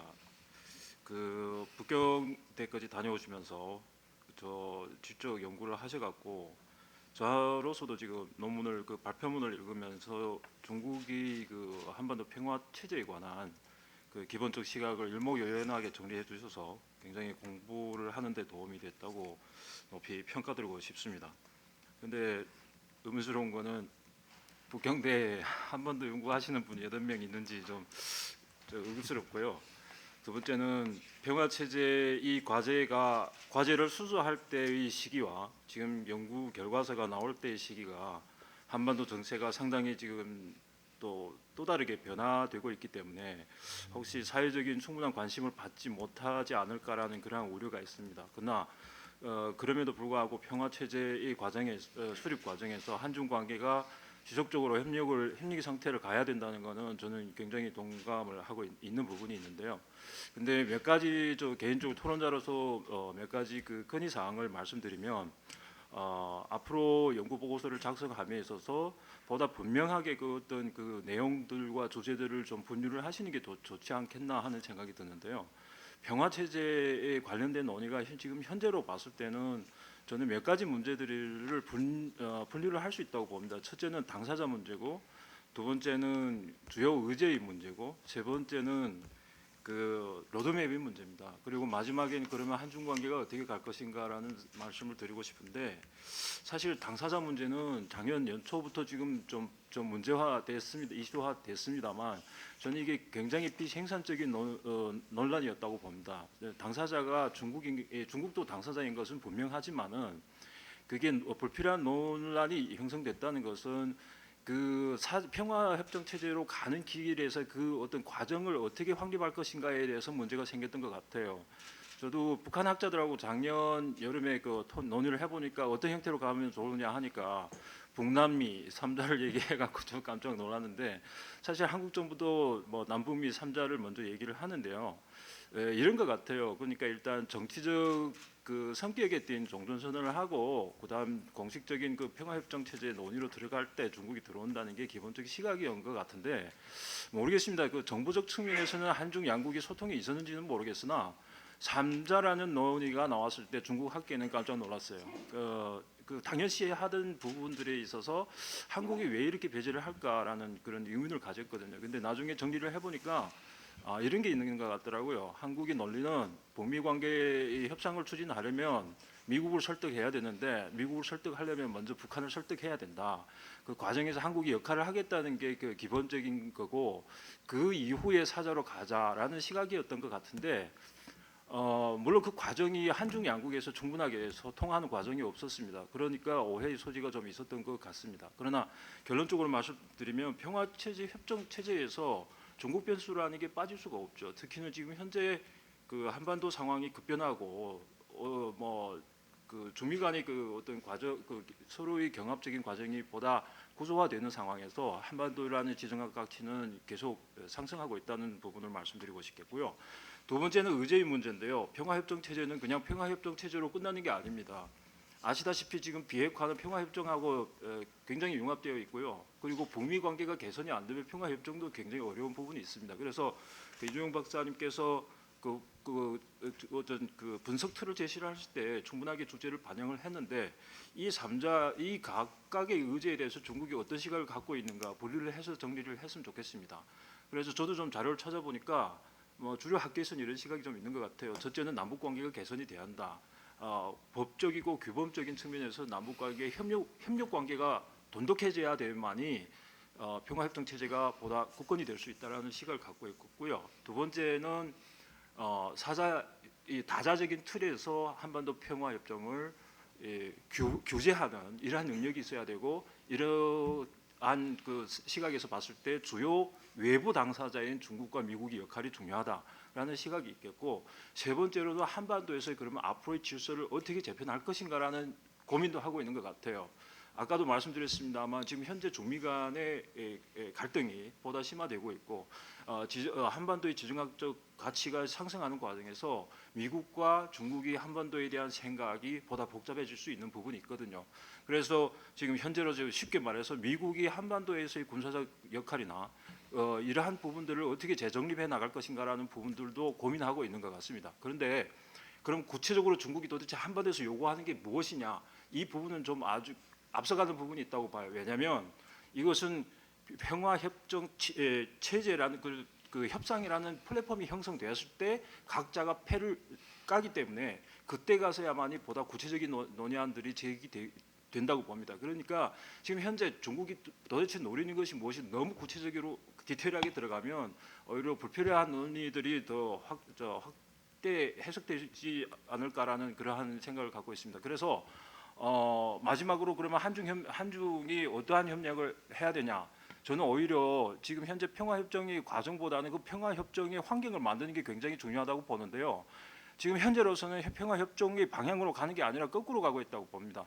즉 다시 말씀드리면 지금 지소미아 사태에서 보시다시피 미국은 이미 한국에 대한 압력이 들어와서 전반적으로 한미일이라는 그 삼각 동맹 체제에 한국을 다시 끌어들이고 있는 상황이고요.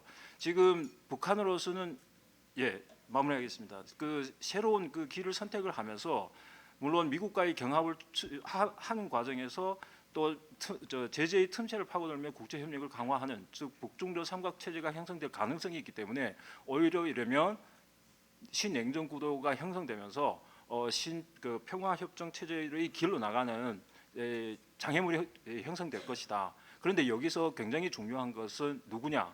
저는 이러한 그 방향으로 발전하는 것을 가장 거부하는 것이 한국과 중국이라고 보거든요. 그래서 신냉전 구도로 가는 것을 막기 위해서는 한중 간에 보다 내실 있는 어떤 토론과 소통이 있어야 된다고 생각합니다. 감사합니다. 네, 박동원 교수님 멀리서 오셨는데 시간 많이 못 드려서 죄송합니다. 마지막으로 오래 기다리셨습니다. 우정엽 세종연구소 센터장님 부탁드리겠습니다. 네, 안녕하세요. 세종연구소 우정엽입니다. 무엇보다 좋은 자리에 불러주셔서 감사드립니다. 최근 연말에 이런저런 북미 관계에 대한 전망을 요청하는 자리에 가서 이야기하다 보면 크게 좋은 이야기를 못하는 상황이 많아서 과연 페스티벌에 어울리는 것인가 하는데 최대한 신나게 한번 이야기를 해보도록 하겠습니다. 그리고 오늘 이기태 박사님 논문인데 저는 일본을 못하는데 이기태 박사님이 미국을 하셔서 이건 시장 질서에 좀 어긋나는 행동이긴 한데 글은 아주 잘 읽었습니다. 일단 그 트럼프 정부의 외교안보 전략과 이제 한반도 평화 체제 전망이라고 하셨는데 제가 이제 글은 다 읽어보지 못했고 오늘 그 발표하신 내용으로 봤을 때 트럼프 정부의 외교안보 전략이라고 할 수 있는 건지 아니면 이 외교안보 행태에서 나오는 어떤 일관성 같은 거를 분석하시는 것들을 조금 이제 명확히 할 필요는 있을 것 같은데요. 그 이유는 트럼프 정부의 외교안보 전략이라고 말할 수 있는 부분 중에서 이 평화 체제의 논의와 우리가 관련지어서 생각할 수 있는 부분이 있을 것인가 하는 부분이 여전히 많은 논란거리가 있기 때문입니다. 과연 트럼프 행정부의 일관적인 외교안보 전략이라는 것이 있고 또 그 중에 한반도에 관련한 부분 그리고 더 나아가서 한반도의 미래와 관련된 부분까지 어떤 부분이 이제 연결되어 있는가 이제 하는 부분인 거요. 그다음에 이제 베트남과 이제 쿠바의 대미 관계에 대한 대미 관계 개선에 대한 이제 분석을 해주셨는데 이 부분에서 이제 어떤 구조적인 요인, 상황적인 요인을 이제 좀 열거를 해주셨고 그다음에 이제 어떻게 보면 미국 정부의 입장을 여긴 조금 리스트를 해주셨는데 이 베트남과 쿠바의 내부적인 정치 체제의 변화 그리고 정치 체제의 변화의 전후에 그 경제 제도에 따른 경제 제도에 관한 변화 이런 것들이 미국의 인식에 이제 영향을 미친 점이 분명히 있다는 것이죠. 그렇기 때문에 구조적으로 외부적인 환경이 변했기 때문에 미국이 이 두 국가에 대한 인식을 달리한 점도 있지만 이 두 국가 자체가 선행적으로 변한 면이 있기 때문에 미국이 이 두 국가와 관계를 개선하는 데 있어서 이제 보다 적극적으로 나설 수 있는 그러한 요인도 제공되었다 하는 점입니다.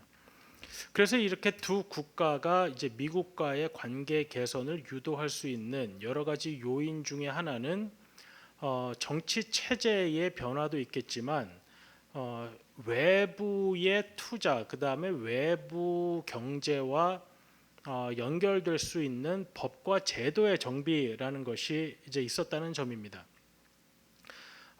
작년 이제 2018년 초반에 북미 간 그리고 이제 남북 간 여러 가지 관계 개선의 조짐이 보였을 때 과연 어느 정도까지 이러한 변화가 북한 경제의 개방으로 이어질 것인가 하는 부분이 전 세계적으로 관심이 있었고 많은 이제 컨설팅 펌들이 이 부분에 관심을 갖고 이제 한국에 와서 여러 가지 자문도 하고 갔는데 그들이 이제 집중했던 분야는 이제 과연 비핵화가 된다고 해서 국제적으로 인정받을 수 있는 투자 환경이 될 것이냐 하는 점이었습니다. 그러니까 법과 제도가 따라갈 수 있느냐 하는 것인데요.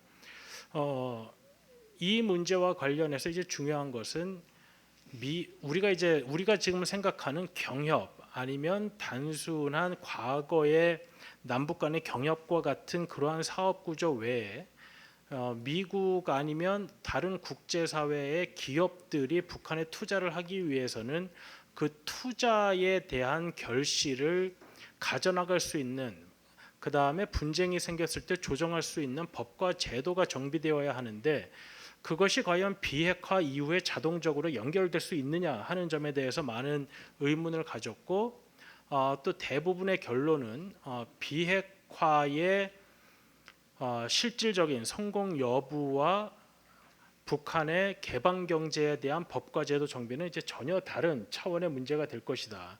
그렇기 때문에 지금 이제 글에서는 오늘 발표하신 내용에서는 북한과의 경협 진행을 통한 북한의 시장 경제 활성화 달성, 미국 내 투자 촉진 이제 이런 부분이 어떻게 보면 선형적으로 이루어질 수 있는 것처럼 말씀하셨는데 저는 이 과정이 상당히 더딜 수가 있고 그렇기에 따라서는 단기, 장기 이렇게 두 부분으로 나누셨지만 후의 장기는 훨씬 장기적인 과정. 물론 정치 체제, 정부 가버넌스의 변화에 따라서 이 부분이 빨리 이루어질 수도 있지만 이런 부분이 훨씬 장기적인 관점이 될 수 있다는 점을 좀 지적하셨으면 좋겠고요. 마지막으로 이제 우리나라의 역할과 관련해서는 아직까지 우리 정부가 이제 북미 간의 협상에 있어서의 역할이 제한적이긴 하지만 그래도 우리 정부가 뭐 하지 않으면 안 되는 부분이 있기 때문에 과연 어떠한 특정 부분에서 그러한 역할을 좀 더 할 수 있는지를 보다 구체적으로 설명해 주시면은 아마 정부 쪽에서는 정책 제안을 듣는데 조금 더 도움이 되지 않을까 생각을 합니다. 감사합니다.